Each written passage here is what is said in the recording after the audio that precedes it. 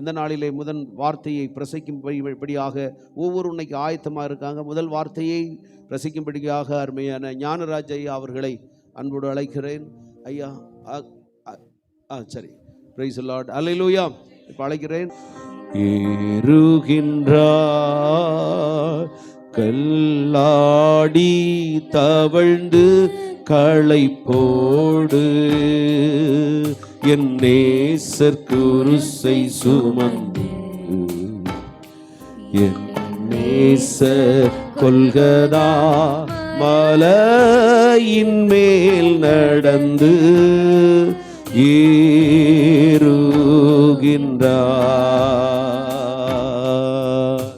கன்னத்தில் அவர் ஓங்கி அடிக்க சின்ன பிள்ளை போல் ஏங்கி நின்றார். கன்னத்தில் அவர் ஓங்கி அடிக்க சின்ன பிள்ளை போல் ஏங்கி நின்றார்.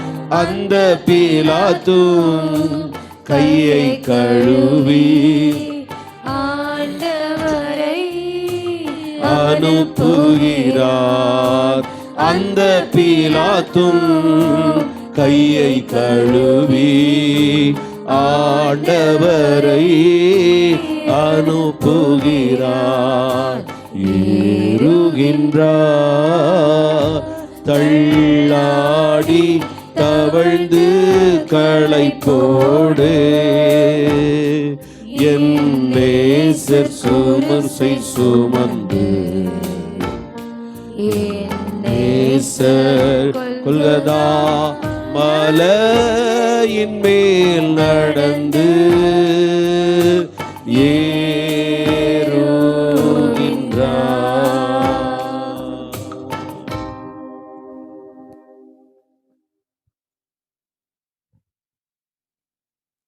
இயேசு கிறிஸ்துவின் இனிய நாமத்தில் உங்கள் அனைவருக்கும் அன்பின் வாழ்த்துக்களை தெரிவித்துக் கொள்கிறேன். இயேசு கிறிஸ்து சிலுவையில் மொழிந்த 7 வார்த்தைகளை நாம் தியானிக்கும் முன்பாக முதல் வார்த்தையை தியானிக்கப் போகிறோம். அதற்கு முன்பாக ஒரு நிமிடம் கண்களை மூடி நாம் ஜெபிப்போம். என் அன்பின் பரலோக தந்தை, இந்த நல்ல வேலைக்காக நன்றியோடு துதிக்கிறோம், வாழ்த்துகிறோம், போற்றுகிறோம். நீர் செய்த பாடுகளை நாங்கள் நினைவுகூறும்னாக இந்த வசனத்தை தியானிக்கும் போது அந்த வசனம் எங்கள் உள்ளத்திலே எழும்பி பிரகாசிக்கட்டும். அதன்படி கேட்டு நாங்கள் நடக்க எங்களுக்கு கிருபை தாரும். எங்களை தாழ்த்தி விட கரங்க ஒப்புவிக்கிறோம், பொறுப்பேற்றுக்கொள்ளும். இயேசு கிறிஸ்து மூலம் வேண்டுகிறேன் உள்ள பரம்பிதாவே, ஆமென். நாம் தியானிக்கும்படியாக எடுத்துக்கொண்ட வசனம் லூக்கா 23ஆம் அதிகாரம் 34வது வசனம்.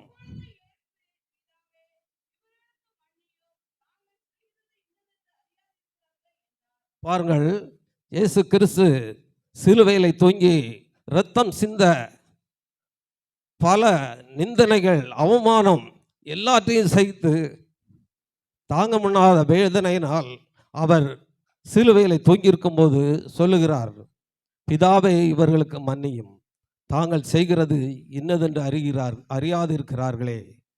பாருங்கள், வேதம் வசனம் சொல்கிறது, அவர் அவ்வளவு சௌந்தரியம் உள்ளவர், அவரை போல யாரும் இல்லை என்று உன்னத பாட்டிலே நீங்கள் பார்த்தீங்கன்னா அவரை குறித்து அழகாக வர்ணனை செய்திருக்கிறது.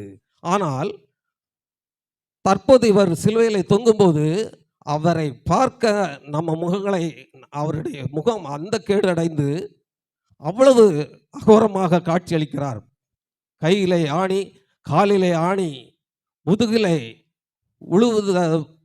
உழவர்கள் உழுத போல அவர் படைசால் வசனம் சொல்கிறது, அவர் முதுகு படைசால்களை உழுதது போல அவர் முதுகு இருந்ததா. அவ்வளவு வேதனையிலும் அவர் ஜனங்களை பார்த்து சொல்கிறார், தன்னை சிலுவையில் அறைந்தவரை பார்த்து சொல்கிறார், பிதாவே இவர்களுக்கு மன்னியும், தாங்கள் செய்கிறது இன்னென்று அவர் அறியாதிருக்கிறார்களே. பாருங்கள், எவ்வளவு அன்பு, தங்களை சத்துருக்களை சிநேகிக்கிற அன்பு, எவ்வளவு அன்பு பாருங்கள். வேதம் சொல்கிறது, அவர் பட்ட பாடுகளை, அவர் இந்த பாவத்தை நமக்காக சுமக்கும் போது அவர் எப்படி இருந்தார் என்று சொல்வார்கள். வாசியுங்கள், ஏசாயா 53வது அதிகாரம் 5வது வசனம் சொல்கிறது,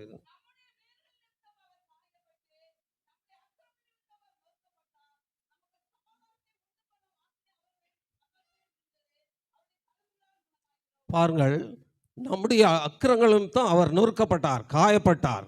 நமக்கு சமாதானத்தை உண்டு பண்ணும் ஆக்கினை அவர் மேல் வந்தது. அதனால்தான் அவர் சிலுவையிலே அவ்வளவு தொங்கி நமக்காக, அந்த நிமிடத்திலும் நமக்காக, இவர்கள் அறியாமல் செய்கிறார்களே, இவர்களுக்கு மன்னியும் என்று சொல்கிறார்கள். பாருங்கள், பிலாத்து அவரை விடுதலையாக மனத்தில் எண்ணெய் கொண்டு இருக்கிறான். ஏரோது ஒரு பாவம் இல்லை, நான் இவனை விடுதலை பண்ணுவேன் என்று சொல்கிறார்.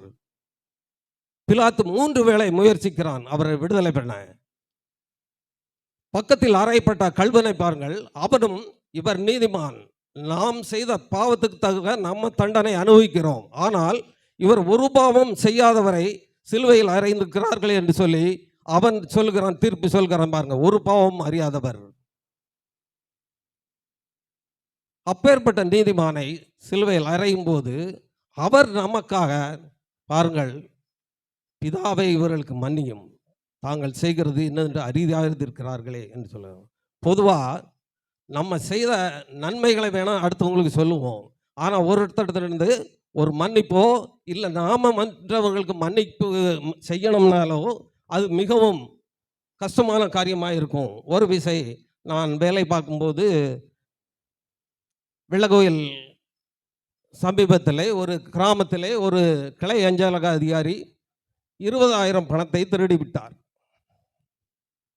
அதை நான் கண்டுபிடித்து அவர் மேல் நடவடிக்கை எடுப்பதற்காக முயற்சிக்கும் போது அவர் மற்றவங்க கிட்ட கொஞ்சம் பழகுனவங்ககிட்ட பேசியிருக்கிறாங்க, இந்த மாதிரி கண்டுபிடிச்சிட்டாங்க அப்படின்னு சொல்லும்போது உடன் அவர் சிநேகிதர் சொல்லியிருக்கிறாரு, நீ போய் அந்த யார்கிட்ட பணத்தை திருடுனியோ அவங்ககிட்ட பணத்தை கொடுத்து அவங்ககிட்ட மன்னிப்பு கேட்டு பணத்தை கணக்கில் வர வச்சிரு அப்படின்னு சொல்லி ஐடியா கொடுக்கும்போது அவர் மறுத்து விட்டார். நான் போய் அவர்கிட்ட மன்னிப்பு கேட்குறதா அப்படின்னு சொல்லி ஒரு ஏளனமாய் ஒரு கௌரவமாய் அவர் செய்தது நிமித்தம் அவர் வேலையிலிருந்து நீக்கப்பட்டார். இப்படிதான் பாருங்கள், நாம் நம்முடைய குற்றங்களை உணர்வு அடைகிறதில்லை. வேதம் சொல்கிறது சங்கீதத்திலே, தன் பிழைகளை உணர்கிறவன் யார், மறைவான குற்றங்களுக்கு எங்கள் நீங்களாக்கும் என்று சொல்லி தாவீது சொல்கிறான். நாம் குற்றங்களை உணர்கிறோமா? ஒரு விசை கண்ணோக்கி பார்ப்போம். வாசியுங்கள், மத்தேயு 6வது அதிகாரம் 14வது வசனம் 15வது வசனம்.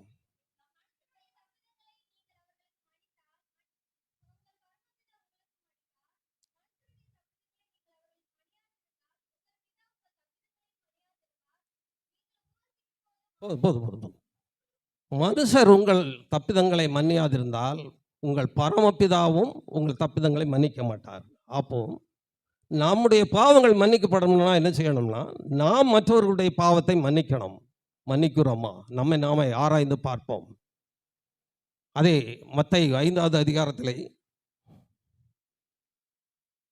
44வது வசனம் 45வது வசனம்.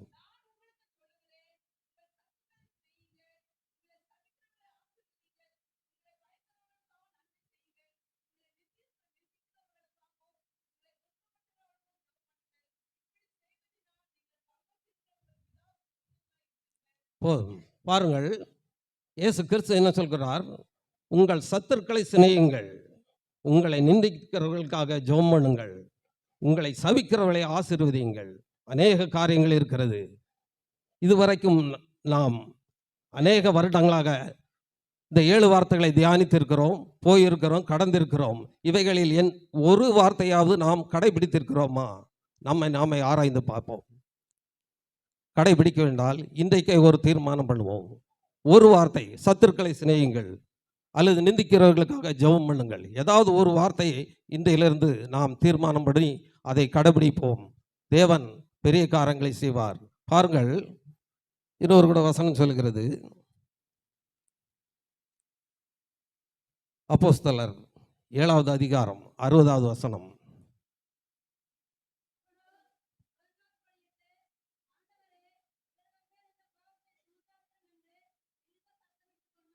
பாருங்கள், ஸ்தேவானை பரிசேயரும் சதுசேயரும் நிந்தித்து அவன் மேல் கல்லெறிந்து கொலை செய்ய துணிகிறார்கள். அவன் முழங்கால் படியிட்டு, ஆண்டவரே, இந்த பாவத்தை இவர்கள் மேல் சுமத்தாகிறோம். பாருங்கள் எவ்வளவு அன்பு, எவ்வளவு சிநேக, தன்னை கொலை செய்கிறவர்களையே அவன் சிநேகித்து இந்த பாவத்தை இவர்கள் மேல் சுமத்தாதிரும் என்று சொல்லி அவர்களுக்காக ஜெபம் பண்ணுகிறோம். நாம் என்ன செய்கிறோம்? நம்மை நாமே நிதானித்து பார்ப்போம். சத்துருக்களை சிநேகிக்கிறோமா? தற்சமயம் கூட நமது ஆளுநர் அவர்கள் கால்வெல் பிஷப்பை பற்றி, அவர் படிக்காதவர், மதத்தை பரப்ப வந்தவர் என்று சொல்லி தவறுதலாக ஒரு பேட்டி அளித்து விட்டார்.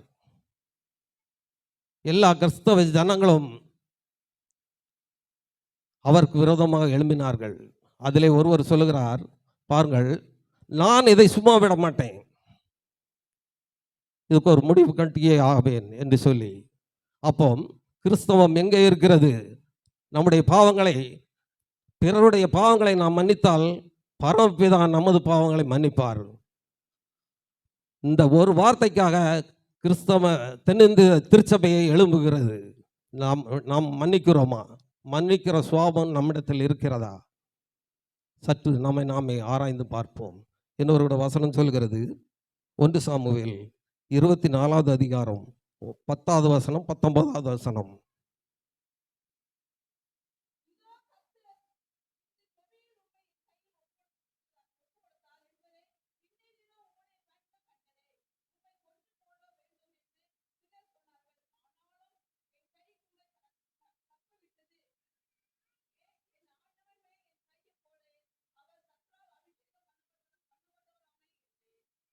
பாருங்கள், சவுல் தாவீதை அநேகந்தரம் கொலை செய்து இவனை எப்படியாவது தீர்த்து கட்டிடணும், அப்போ தான் நம்முடைய ராஜ்யம் ஸ்திரப்படும் என்று சொல்லி பல யோசனைகளை பண்ணி அவனுக்கு பின்னாக அநேக இராணுவ வீரர்களை ஏவிவிட்டு அவனை எப்படியாவது கொலை செய்ய வேண்டும் என்று சொல்லி முயற்சிக்கிறான். பாருங்கள், அவன் மலஜலாதிக்கு ஒரு குகைகள் போகும்போது தாவீது பின்னாடி இருந்து அதே குகையில் அவனுடைய வஸ்திரத்தின் தொங்கலை அறுத்து விடுகிறான். அப்போ சொல்கிறது வசனம், 19வது வசனத்தை வாசியுங்கள். ஒருவன் தன் மாற்றானை கண்டுபிடித்தால் அவனை சுகமை போக விடுவானா? இன்று நீ எனக்கு செய்த நன்மையை நினை, கர்த்தர் உனக்கு நன்மை செய்வாராக. பாருங்கள், சவுல், தாவீது கையில் சவுலை ஒப்பு கொடுத்தும் தாவீது அவனை கொலை செய்ய முயற்சிக்கவில்லை. அதான் சொல்லுது, தன் மாற்றானை ஒருவன் கண்டால் அவனை சுகமாக விடுவானோ. என்ன அர்த்தம்னா, ஒரு எதிரி நம்ம கையில் கிடைக்கிறான், அவனை நம்ம சும்மா விடுவோமா? நம்மளே பார்ப்போம். ஆனால் தாவீது அவனை சும்மா விட்டு அவனை தப்பு விட்டான். கர்த்தர் அபிஷேகம் நிறைந்தவர் மேல் நான் என் கையை போடுவதில்லை என்று சொல்லுகிறான். இப்படிதான் நம்முடைய வாழ்க்கையில் சற்று அலசி பார்ப்போம். சத்துருக்களை சிநேகிக்கிறோமா? அவர் சொல்லிய வசனத்தின்படி நடக்கிறோம். நாம் வாசியுங்கள். ஒரு வசனம் சொல்லுகிறது, லூக்கா 6:40 சொல்லுகிறது,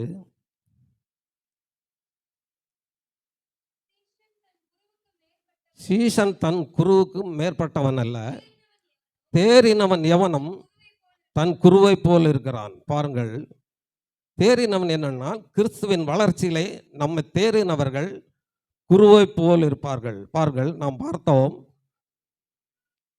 ஸ்தேவான் தன்னை கொலை செய்ய வரும்போது கூட இவர்கள் பாவத்தை இவர்கள் மேல் சுமத்தாதிரும் என்று நம்முடைய குரு என்ன சொன்னாரோ அதே வசனத்தை அவர் சொல்கிறார். தாவீதை பார்த்தோம். பாருங்கள், தன் எதிரியை தன்னுடைய கையிலே ஒப்பு கொடுத்தாலும் அவன் கொல்லாமல் அவனை விடுகிறான். இதுதான் சீசன் தன் குருவை போல் இருப்பான். தேறினவன் எவனும் தன் குருவை போல் இருப்பான். நாம் எவ்விதத்தில் தேறி இருக்கிறோம்? கிறிஸ்துவுக்குள் வளர்ச்சி அடைந்திருக்கிறோமா? இன்னும் குழந்தையாயிருக்கிறோமா? நம்மை நாம ஆராய்ந்து பார்ப்போம். குழந்தையாயிருந்தால் இன்னும் தேறுவதற்கான முயற்சிகளை நாம் எடுப்போம். ஒரு வசனத்தையாவது கர்த்தர் சொன்னார் வசனம், சத்துருக்களை சிநேகியுங்கள், உங்களை நிந்திக்கிறவர்களுக்காக ஜெபம் பண்ணுங்கள். இன்னும் அநேக வசனம் இருக்குது, கீழே பாருங்கள். நீங்கள் வீட்டில் போய் படித்தால் அது நல்லா புரியும். ஒரு வார்த்தையாவது இன்றிலிருந்து கடைபிடிப்போம். நாம் தேறினவர்களாக வளர அது நமக்கு உதவும். தேவன் தாமே இந்த வசனத்தை ஆசீர்வதிப்பாராக. ஆமீன். அல்லேலூயா. கர்த்தர் நல்லவர். ஆகவே இந்த 2வது வசனத்தை தம்பி சைமன் அவர்கள் நடத்துவாங்க. கர்த்தர் நல்லவர்.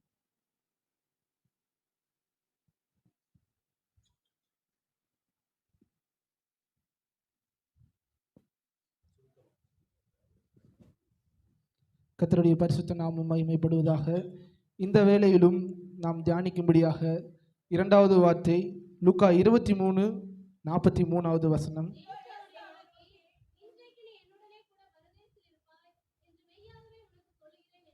ஆமென். இன்றைக்கு நீ என்னுடனே கூட பரதேசில் இருப்பாய் என்று வேத வசனம் சொல்லுகிறது. இயேசு கிறிஸ்து சிலுவையிலே சொன்ன 2வது வார்த்தை யாரை பார்த்து சொல்றாங்க நம்ம பார்த்தோம்னா, அவர் மத்தியில் இருந்த 2 கள்ளர்கள், சிலுவையில் தொங்கப்பட்ட 2 கள்ளர்களை பார்த்து கர்த்தர் சொல்கிறார். நம்ம எல்லாத்துக்கும் ஒரு சந்தேகம் இருக்கும், பரதேசிக்கு போறதுக்கு இந்த பாவப்பட்ட இந்த உலகத்தினால தண்டிக்கப்பட்ட இந்த ஒரு கள்ளனை இயேசு கிறிஸ்து இன்றைக்கு நீ என்னுடனே கூட பரதேசில் இருப்பாயின்னு சொல்லி கர்த்தர் சொல்கிறார். ஆனால் நம்மளுக்கு ஒரு டவுட் இருக்கும், இந்த ஒரு பாவம் செஞ்ச இந்த ஒரு மனுஷனை கர்த்தர் எப்படி பரலோகத்திற்கு பரதேசிக்கு கொண்டு போக முடியும்னு சொல்லி. ஆனால் யோவான் 1:29 நம்ம பார்க்குறோம், இந்த உலகத்தின் பாவத்தை சுமந்து தீர்க்கிற தேவ ஆட்டுக்குட்டியாக அவர் வந்தார். நம்ம இந்த வசனம் அழகா சொல்லுகிறது, இந்த கள்ளனுக்காகவும் தான் கர்த்தர் அன்றைக்கு சிலுவையிலே மரித்தார். அந்த பாவங்களையும், கள்ளனுடைய பாவங்களையும் தான் சிலுவையிலே அன்றைக்கு கர்த்தர் சுமந்து தீர்த்தார். இந்த இடத்துல பாருங்க, அந்த கள்ளன் 2 பேர் இருந்தாங்க. அந்த கள்ளனுடைய 2 பேர், அந்த 39வது வசனத்தில் நம்ம பார்க்க முடியும். அன்றியும் சிலுவையில் அறையப்பட்டிருந்த குற்றவாளிகளில் ஒருவன், நீ கிறிஸ்துவானால் உன்னையும் என்னையும் எங்களையும் ரட்சித்துக்கொள் என்று அவர்களை இகழ்ந்தான். அதில் ஒரு கள்வன் பார்த்தீங்கன்னா, நீ கிறிஸ்துவானால் உன்னையும் எங்களையும் ரட்சித்துக்கொள்னு சொல்லி அவன் ஒரு பாவ உணர்வு இல்லாதவனா, அந்த இடத்துல பார்த்தீங்கன்னா அவன் செஞ்ச பாவத்தை உணர்ந்து கொள்ளாதவனா ஏசு கிறிஸ்துவை பார்த்து இகழ்ந்தான், தூசிச்சான். ஆனால் அதில் இன்னொரு கள்வன் என்ன சொல்றான்னு பார்த்தீங்கன்னா, அடுத்த வசனத்தை நம்ம பார்க்கிறோம். மற்றவன் அவனை நோக்கி, நீ இந்த ஆட்கினிக்கு உட்பட்டவனாக இருந்தும் தேவனுக்கு பயப்படுகிறது இல்லையா என்று நம்ம பார்க்கிறோம். அவன் பார்த்தீங்கன்னா, அந்த இன்னொரு கள்வன் பார்த்தீங்கன்னா ஒரு மனம் திரும்புதலை நம்ம பார்க்க முடிகிறது. அந்த ஒரு கள்வன் பார்த்தீங்கன்னா ஏன் விசுவாசிச்சான், ஒரு கள்வன் ஏன் விசுவாசிக்கலன்னு பார்த்தீங்கன்னா, ஒரு கள்வன் அவனுடைய பாவ உணர்வு அடையலை. இன்னொரு கள்வன் ஏன் இந்த வசனத்தில் பார்த்தீங்கன்னா, அவர் இந்த ஆக்கினிக்கு உட்படாதவனா இருந்தும் நீ இந்த ஆக்கினிக்கு உட்பட்டவனா இருந்தும் தேவனுக்கு பயப்படுகிறது இல்லையான்னு சொல்லி அவன் ஏன் அந்த மனம் திரும்பி அவன் சொல்றான்னு பார்த்தீங்கன்னா, ஒருவேளை அவன், நீங்கள் யோசிச்சு பாருங்க, அந்த கள்வன் சிலுவையில் தொங்கிக் கொண்டு இருக்கும்போது ஏசு கிறிஸ்துவுக்கு மேலே இவர் யூதருடைய ராஜான்னு சொல்லி இருக்கலாம். ஆனால் இன்னும் பார்த்தீங்கன்னா மக்களுடைய இதெல்லாம் பார்த்தீங்கன்னா இவருக்கு எதிராக இருக்கலாம். ஆனால் இந்த யூதருடைய ராஜான்னு சொல்லி போட்டிருக்கும் போது இவருக்கும் ஒரு ராஜ்யம் இருக்குது, இவருக்கும் ஒரு இடம் இருக்குது, அந்த இடத்துல நாம் போகணும்னு சொல்லி ஒரு மனம் திரும்பி அவன் சொல்லுகிறான். பார்த்துங்க, நாமோ நியாயப்படி தண்டிக்கப்படுகிறோம், நான் நடப்பித்தவைகளுக்கு தக்க பலனை அடைகிறோம், இவரோ தகாததொன்றையும் நடப்பிக்கவில்லையே என்று அவனை கடிந்து கொண்டு இயேசுவை நோக்கி அவன் சொல்லுகிறான், ஆண்டவரே, நீர் உம்முடைய ராஜ்யத்தில் வரும்போது அடியேனை நினைத்தருளும் சொல்லி. அந்த இடத்துல பார்த்தீங்கன்னா அவனுடைய மனம் திரும்புதலை நம்ம பார்க்க முடியுது. அவன் மனம் திரும்பி இவருக்குன்னு ஒரு இடம் இருக்குது, இவர் யூதருடைய ராஜான்னு சொல்லி அந்த இடத்துல பார்த்தீங்கன்னா ஒட்டி இருந்துச்சு. அதனால அவனுக்கு ஒரு விசுவாசம் வருது. அவன் இடத்துல ஒரு மனம் திரும்புதல் உண்டாகி அவன் இடத்துல ஒரு விசுவாசம் வருது. இவருடைய இடத்துல நீர் உம்முடைய ராஜ்யத்தில் வரும்போது அடியேனையும் நினைத்தருளும் சொல்லி அவன் சொல்றான். இந்த இடத்துல பாருங்க, அவன் இடத்துல ஒரு மனம் திரும்புதல் காணப்படுகிறது. நம்ம பார்க்கிறோம், மற்றவன் 40வது வசனம், மற்றவன் அவனை நோக்கி, நீ இந்த ஆக்கினைக்கு உட்பட்டவனா இருந்தும் தேவனுக்கு பயப்படுகிறது இல்லையா என்று அந்த வசனத்தை நம்ம பார்க்கிறோம். அந்த இடத்துல பாருங்க, அவன் அந்த இடத்துல மனம் திரும்பினான். அந்த இடத்துல மனம் திரும்புதல், ஒரு இடத்துல மனம் திரும்புதல் உண்டாச்சுன்னா தேவனுக்கு பயப்படுகிற பயம் உண்டாகும். அந்த இடத்துல அழகா நம்ம பார்க்கிறோம், நீ இந்த ஆக்கினைக்கு உட்பட்டவனா இருந்தும் தேவனுக்கு பயப்படுகிறது இல்லையா என்று ஒரு கள்வன் இன்னொரு கள்ளனை பார்த்து சொல்றான். அப்போ இந்த வார்த்தையை சொன்ன இந்த கள்ளன் தேவனுக்கு பயப்பட்டிருப்பான். பயந்ததுனால தான் நீ பயப்படுகிறது இல்லையான்னு சொல்லி கேட்குறான். அதனால இந்த ஒரு தெய்வ பயம் அவன் இடத்துல காணப்படுகிறது. இந்த தெய்வ பயம் இன்றைக்கு நம்ம இடத்துல காணப்படுகிறதா? ஒரு விஷயம் நீங்க சிந்தித்து பாருங்க. இன்றைக்கு நிறைய பேருக்குள்ள மனம் திரும்புதல் உண்டாயிருச்சு, ஆனா தெய்வ பயம் காணப்படுகிறது. தெய்வ பயம்னா என்ன அப்படின்னு சொல்லி ஒருவேளை நீங்க கேட்கலாம். நீதிமொழிகள் 8:13 அழகா சொல்லியதை நானே வாசிக்கிறேன். தீமையை வெறுப்பதே கர்த்தருக்கு பயப்படும் பயம். கர்த்தருக்கு பயப்படுகிற பயம் வந்து தீமையை வெறுப்பது. அவர் அதாவது இயேசு கிறிஸ்து எதை வெறுக்கிறாரோ அதை நாம் வெறுக்க வேண்டும். இயேசு கிறிஸ்து எதை எதை அவருக்கு விருப்பமா இருக்குதோ அதை நம்ம விரும்ப வேணும். இந்த ஒரு இதுதான் பார்த்தீங்கன்னா அவருக்கு பயப்படக்கூடிய பயம். இந்த பயம் வந்து நமக்குள்ள இருக்குதா? ஒரு விஷயம் செஞ்சது பாருங்க. மனம் திரும்பலாம். நம்ம இத்தனை வருஷமா எல்லா வசனங்களையும் கேட்டு இன்றைக்கு நீ என்னுடனே கூட பரதேசியில் இருப்பாயின்னு சொல்லி ஒவ்வொரு வார்த்தையும் ஒவ்வொரு வருஷமும் நம்ம கேட்டுக்கொண்டு தான் இருக்கிறோம். எல்லாத்துக்குள்ளேயும் ஒரு மனம் திரும்பல் உண்டாயிருச்சு. ஆனால் நம்மளுக்குள்ள தெய்வ பயம் இருக்குதான்னு சொல்லி ஒரு விஷயம் நீங்கள் யோசிச்சு பாருங்க. வேதத்தில் நம்ம பார்க்கக்கூடிய ஒவ்வொரு பக்தர்களும், கர்த்தரால் பயன்படுத்தப்பட்ட ஒவ்வொரு மனுஷர்களும் தேவனுக்கு பயந்தவர்களாக இருந்தாங்க. நீங்கள் ஆபிரகாமை பார்த்தீங்கன்னா, ஆபிரகாம் தன்னுடைய மகனை வந்து உன் பிள்ளையாண்டன் மேல் கையை போடாதுன்னு சொல்லி ஆண்டவர் சொல்லுகிறார். அந்த இடத்துல பார்த்தீங்கன்னா, நீ தேவனுக்கு பயப்படுகிறவன் என்று நான் அறிகிறேன் என்று சொல்லுகிறாங்க. அதே மாதிரி யோபுனுடைய வாழ்க்கையில பார்த்தோம்னா, தேவன் வந்து நீ தேவனுக்கு பயப்படுகிறவன் என்று சாத்தானுக்கு முன்பாக தேவன் வந்து சாட்சியா சொல்றாரு. இப்படி ஒவ்வொருவருடைய வாழ்க்கையிலும் நம்ம பார்க்கிறோம் தேவனுக்கு பயப்படக்கூடிய பயம் காணப்படுது.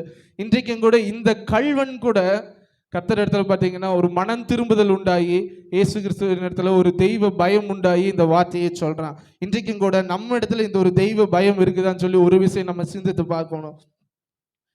இந்த வேத வசனம் அழகாய் சொல்லுகிறது. 42வது வசனத்துல இயேசுவை நோக்கி, ஆண்டவரே நீர் உம்முடைய ராஜ்யத்தில் வரும்போது அடியேனை நினைத்தருளும் என்றார். அந்த கள்ளன் பார்த்து இயேசுவை பார்த்து, உம்முடைய ராஜ்யத்தில் வரும்போது என்னை நினைத்தருளுங்க, என்னை நினைச்சிருங்க அப்படின்னு சொல்லி சொல்றான். ஆனா இயேசு அவனை நோக்கி, இன்றைக்கு நீ என்னுடனே கூட பரதேசியில் இருப்பாய் என்று மெய்யாகவே சொல்லுகிறேன். அவன் சொல்றான், நீர் உம்முடைய ராஜ்யத்தில் வரும்போது, நீங்க எப்ப வேணா உம்முடைய ராஜ்யத்துக்கு போகலாம், அப்ப வந்து என்ன நீங்க நினைச்சுக்கோங்கன்னு சொல்லி ஒருவேளை அவன் சொல்லிக்கலாம். ஆனா இயேசு சொல்லுகிறார், நீ இன்றைக்கு நீ என்னுடனே கூட பரதேசியில் இருப்பாய் என்று. நம்ம எல்லா வருஷம் பரதேசி என்ன, பரதேசினா என்ன, பரலோகம்னா என்ன, நரகம்னா என்ன, நம்ம எல்லாமே பார்த்துருப்போம். ஆனால் இன்றைக்கு அவனிடத்துல பார்த்தீங்கன்னா ஒரு மனம் திரும்புதல் உண்டாகி, அந்த இடத்துல பார்த்தீங்கன்னா அவனுக்கு வந்து ஒரு தெய்வ பயம் உண்டாகி அவன் சொல்றான், நாமோ நியாயப்படி தண்டிக்கப்படுகிறோம், நாம் நடப்பித்தவைகளுக்கு தக்க பலனை அடைகிறோம், இவரோ தகாததொன்றையும் நடப்பிக்கவில்லையே என்று கர்த்தருக்கு பயந்து அந்த இடத்துல அவனுடைய மனம் திரும்புதல் உண்டாகி, அந்த மனம் திரும்புறதுனால அவருக்கு வந்து தெய்வ பயம் உண்டாயிருச்சு. அந்த சூழ்நிலையில் அவன் சொல்றான், நீர் வந்து உம்முடைய ராஜ்யத்தில் வரும்போது அடியனை நினைத்தருளும். இன்றைக்கும் கூட நம்ம இடத்துல ஏதாவது ஒரு குற்றங்கள் குறைகள் நம்ம இடத்துல காணப்பட்டிருந்துச்சுன்னா ஒரு மெய்யான மனம் திரும்புதலை நம்ம ஒப்பு கொடுக்கணும். மனம் திரும்பும்படியா நம்ம ஒப்பு கொடுக்கணும். அந்த மெய்யான மனம் திரும்புதல் நம்ம கிட்ட வந்துச்சுன்னா கண்டிப்பா தெய்வ பயம் நம்ம கிட்ட உண்டாகணும். அந்த தெய்வ பயத்தை நம்ம எப்படி பெற்றுக்கொள்வது என்று நம்ம இன்றைக்கு பார்த்தோம். அதன்படி நம்ம ஒப்பு கொடுப்போம். கர்த்தர் தாமே இந்த வசனங்களை ஆசீர்வதிப்பாராக. ஆமென். ஹல்லேலூயா, ஹல்லேலூயா. எத்தனை பேர் இன்னைக்கு மரிச்சா கூட பரதீசிலே இளைப்பாறுதலின் ஸ்தலத்திலே நாம் இருப்போம் என்று எத்தனை பேர் விசுவாசிக்கிறீர்கள்? ஹல்லேலூயா. இன்றைக்கு மரித்தால் ஒருவேளை நாளைக்கு ஒரு வருஷம் கழிச்சு மரித்தால் ஒருவேளை இருப்போம். இன்றைக்கு மரித்தால் ஒரு டவுட் இருக்கா இல்லையா? சொல்லுங்க சத்தமா. சந்தேகமே இல்லையா? சத்தமா சொல்லுங்க. சந்தேகமே. இன்றைக்கு மரித்தால் நம்ம என்னெல்லாம் பண்ணிட்டு இருக்கோம் இப்போலாம், எத்தனையோ காரியங்கள் இல்லையா? ஆனா ஒரு கள்ளன் அவன் சிறையில் போடப்படுவதற்கு முந்தின நாள் கூட திருடி இருப்பான் இல்லையா? அந்த திருடன் அந்த கள்வனை பிடித்து சிலுவையிலே அறைந்தார்கள். தம்பி அருமையான 3 பாயிண்ட் காரியத்தை சொன்னாங்க. உணர்வு முதல்ல என்னது? முதல்ல அவன் உணர்ந்தான், தன் பாவங்களை மறைக்கிறவன். ஆமா. எப்படி உணர்வு வந்துச்சு? 2 பேர் இருந்தாங்கல்ல, 2 பேருக்கும் உணர்வு வந்திருக்கணும்ல. அதுதான் பாக்கியவான். அல்லேலூயா சொல்லுங்களே. அவனுக்கு உணர்வு வந்தது. 2வது மனம் திரும்புதல் வந்தது. உணர்வு அடைந்தால் உடனடியா மனம் திரும்பும். அல்லேலூயா. கர்த்தர் நல்லவர். இயேசு எப்படிப்பட்டவரோ பார்க்க வகை தேடி மேலே உட்கார்ந்திருந்தான், கீழே இறங்கி வந்தான். வீட்டுக்குள்ள இயேசு கிறிஸ்து அவனோடு கூட நான் பிரவேசிக்க வேண்டும் என்று இயேசு அவனை சந்தித்த உடனே அவனுக்கு உணர்வு வந்துடுச்சு. இயேசுவை சந்திக்கிற வரைக்கும் இவனுக்கும் உணர்வு வரல. இந்த கள்ளனுக்கு அப்படித்தான். அதனாலதான் சிலுவை. உணர்வு வந்துச்சு. 3வது அவனுக்கு தெரிஞ்சது தெய்வ பயம். ஏன் தெய்வ பயம் அந்த இடத்துல வந்திருக்கும் அப்படின்னு நான் யோசிக்கிறேன்னா, இயேசு நல்லவர் என்கிறதை அறிஞ்சான். கரங்களை தட்டி ஆண்டவருக்கு நன்றி. இயேசு ஒரு பாவம் அறியாதவர் என்பதை அறிந்த உடனே அங்க என்ன நடக்குது? அவன் தெய்வ பயம் உண்டாயிடுச்சான்னு சொல்லுகிறார். அப்பதான் ஆண்டவர் சொல்றாரு, 2வது அந்த இடத்துல இன்னொரு காரியத்தை அவன் அறிகிறான். ஆண்டவரே இன்றைக்கு என்னை உம்முடைய ராஜ்யத்தில் ஏற்றுக்கொள்ளும் விண்ணப்பிக்கிறான். அவர் மேசியா, அவரே வழி, சத்தியம், ஜீவன் என்பதை அந்த சிலுவையிலே அவன் அறிகின்றான். அல்லேலூயா. அப்போது நான் சொல்றேன், இன்றைக்கு இவ்வளவு காரியம் உனக்கு வந்துருச்சு. இவ்வளவு காரியம். முதல்ல உணர்வு, இரண்டாவது மனம் திரும்புதல், தெய்வ பயம், மூணாவது அவரே வழியும் சத்தியம் ஜீவனும் என்கிற விசுவாசம் அவனுக்குள்ளே வந்த உடனே ஆண்டவர் சொல்கிறார், இன்றைக்கு நீ என்னுடனே 107 சங்கீதம் 43வது வசனம் என்ன சொல்றது பாருங்க. 107 சங்கீதம் 43வது வசனம்.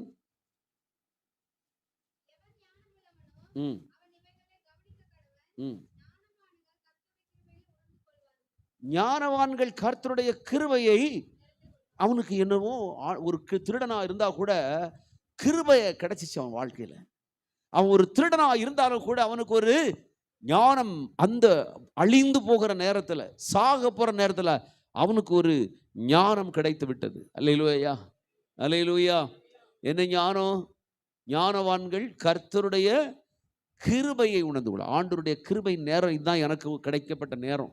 இந்த கிருபையின் நேரத்தை நான் இழந்தேன்னா நிச்சயமா எனக்கு மீட்பு இல்லைன்னு அவனுக்கு புரிஞ்சிட்டு உடனடியாக அவன் தேவனுடைய சந்நிதியிலே அர்ப்பணித்தான். சங்கீதம் 19வது சங்கீதத்தில் 12வது வசனம் இவ்விதமாய் சொல்லுகிறது, உணர்கிறவன் யார்? என்னை நீங்களாக்கும் பாவங்களை மன்னிக்கிறதுக்கு இவர்தான். ஆண்டவரே நல்லவர் என்பதை உணர்ந்து அவன் தேவனிடத்திலே தன்னை அர்ப்பணித்து விட்டான். அவன் அந்த பங்கை பெற்றுக்கொண்டான். ஒரு அல்லேலூயா சொல்லுமா? அல்லேலூயா, பிரைஸ் தி லார்ட், ஹல்லேலூயா. ஆகவே தேவ சமூகத்தில் வந்திருக்கிற தேவ பிள்ளைகளே, இந்த கல்வனை போல் இந்த நாளிலே நம்ம வாழ்க்கையில ஒரு உணர்வு, தேவ சமூகத்தில் இரண்டாவது என்னது?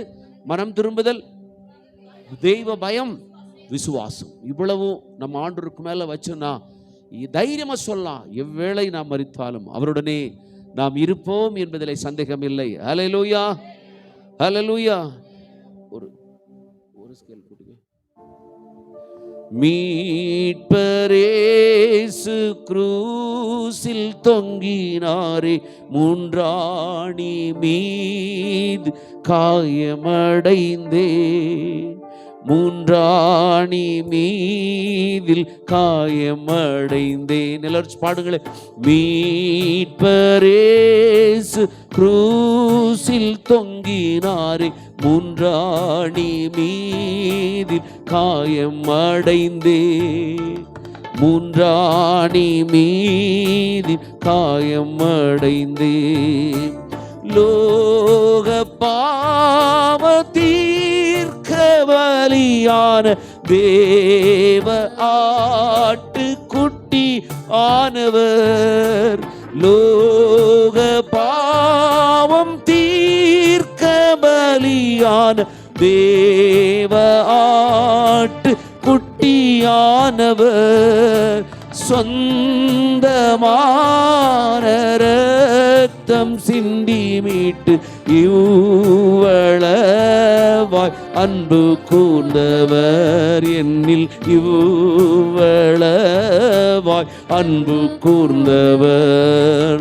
மீட்பரேசு கிரூசில் தொங்கினாரே, மூன்றாணி மீது காயம் அடைந்தே, மூன்றாணி மீதில் காயமடைந்தே. ஒரு விஷயம் சொல்லுவோமா? மீட்பரேசு கிரூசில் தொங்கினாரே, மீதில் காயமடைந்தேன், மூன்றாணி காயமடைந்தேன். ஹல்லேலூயா. அடுத்த வசனத்தை தியானிக்கும்படியாய் தம்பி தாமஸ் அவர்கள் முன்னாலே வரும்படி அன்போடு கேட்டு.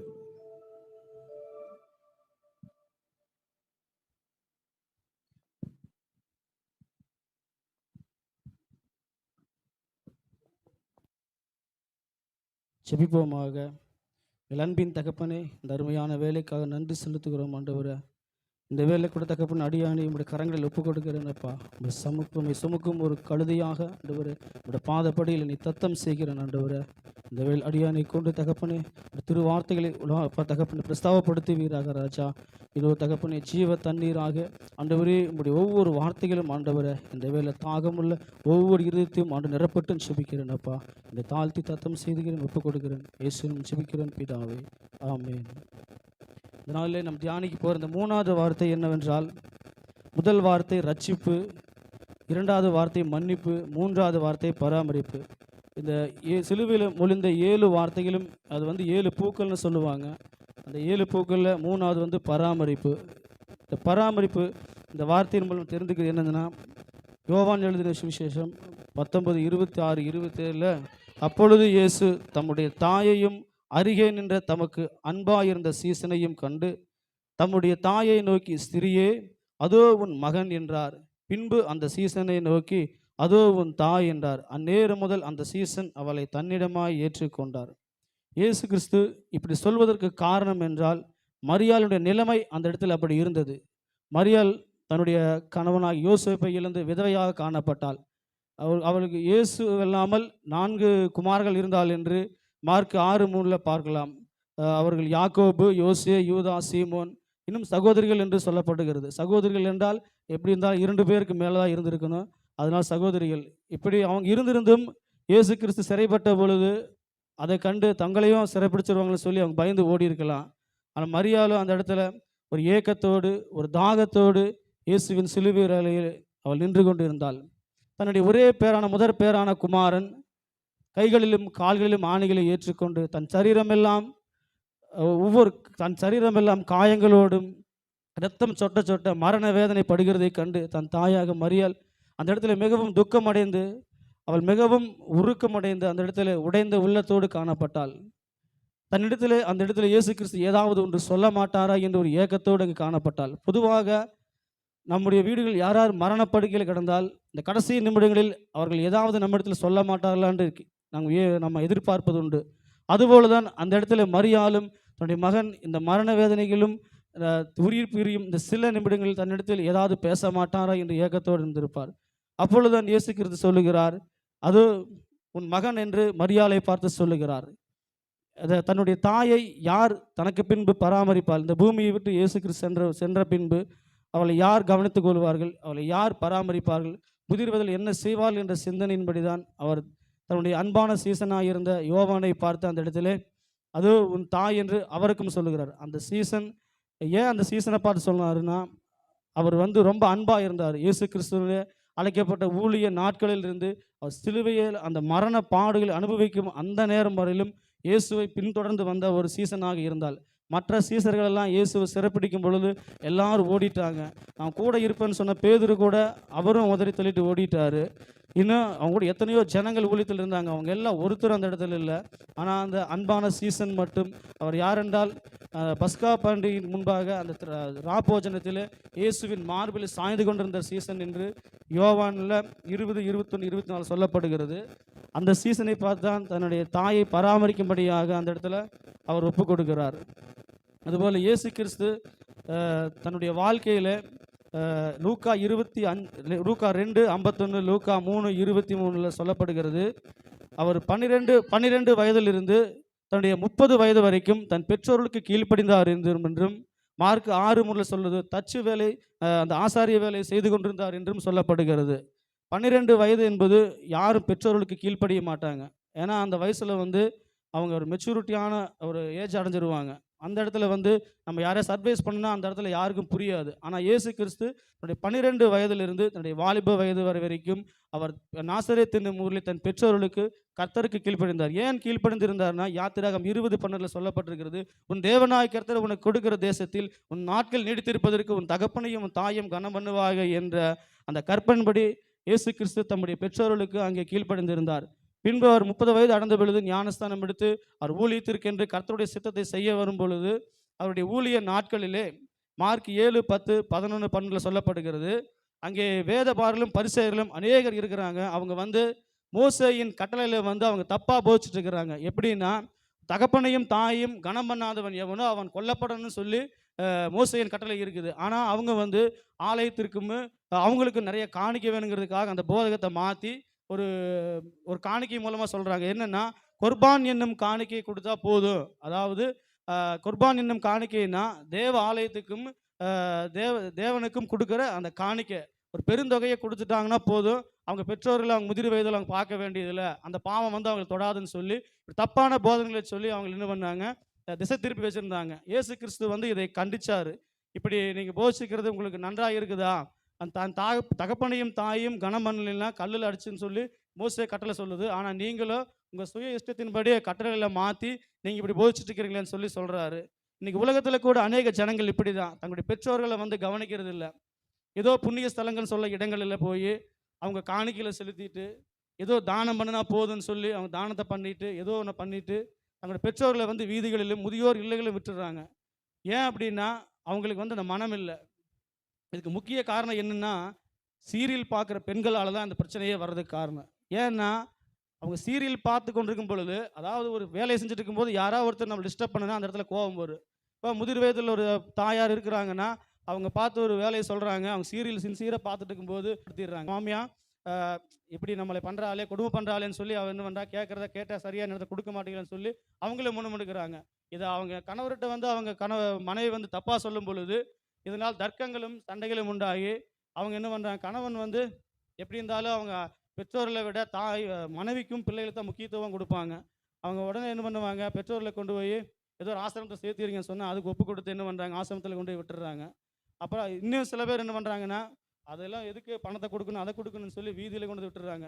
நம்ம கிறிஸ்மஸ் பண்டிகைன்னு கூட எத்தனையோ நம்ம வாலிபரில் போய் எத்தனையோ முதியோர்களுக்கு கொண்டு சாப்பாடெல்லாம் கொடுத்துட்டு வந்தாங்க. இதுக்கு காரணமே இப்படிப்பட்ட பிரச்சனையினால தான்.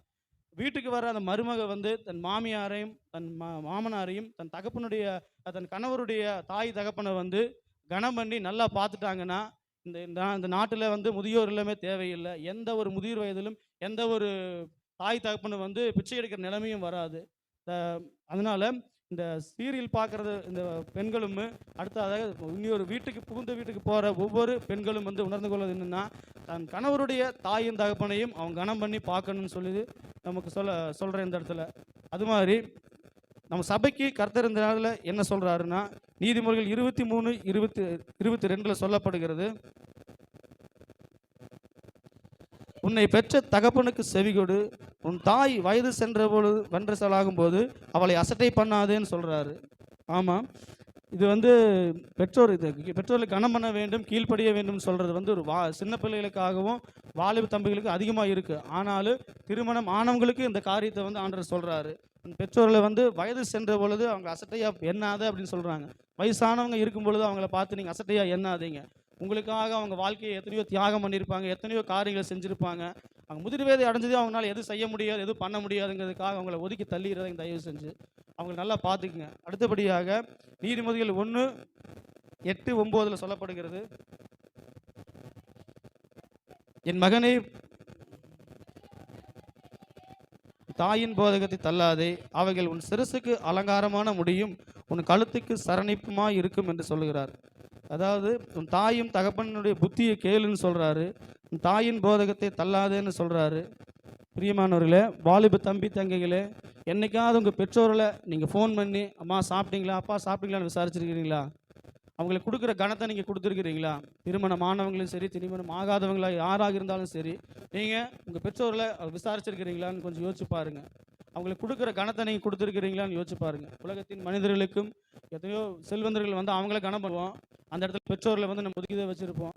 இந்த மாதிரி காரியங்களை வந்து தயவு செஞ்சு மாற்றுங்க, கர்த்தர்களை ஆசீர்வதிப்பார். அடுத்தபடியாக எபேசியர் 6:1-2 சொல்லப்படுகிறது,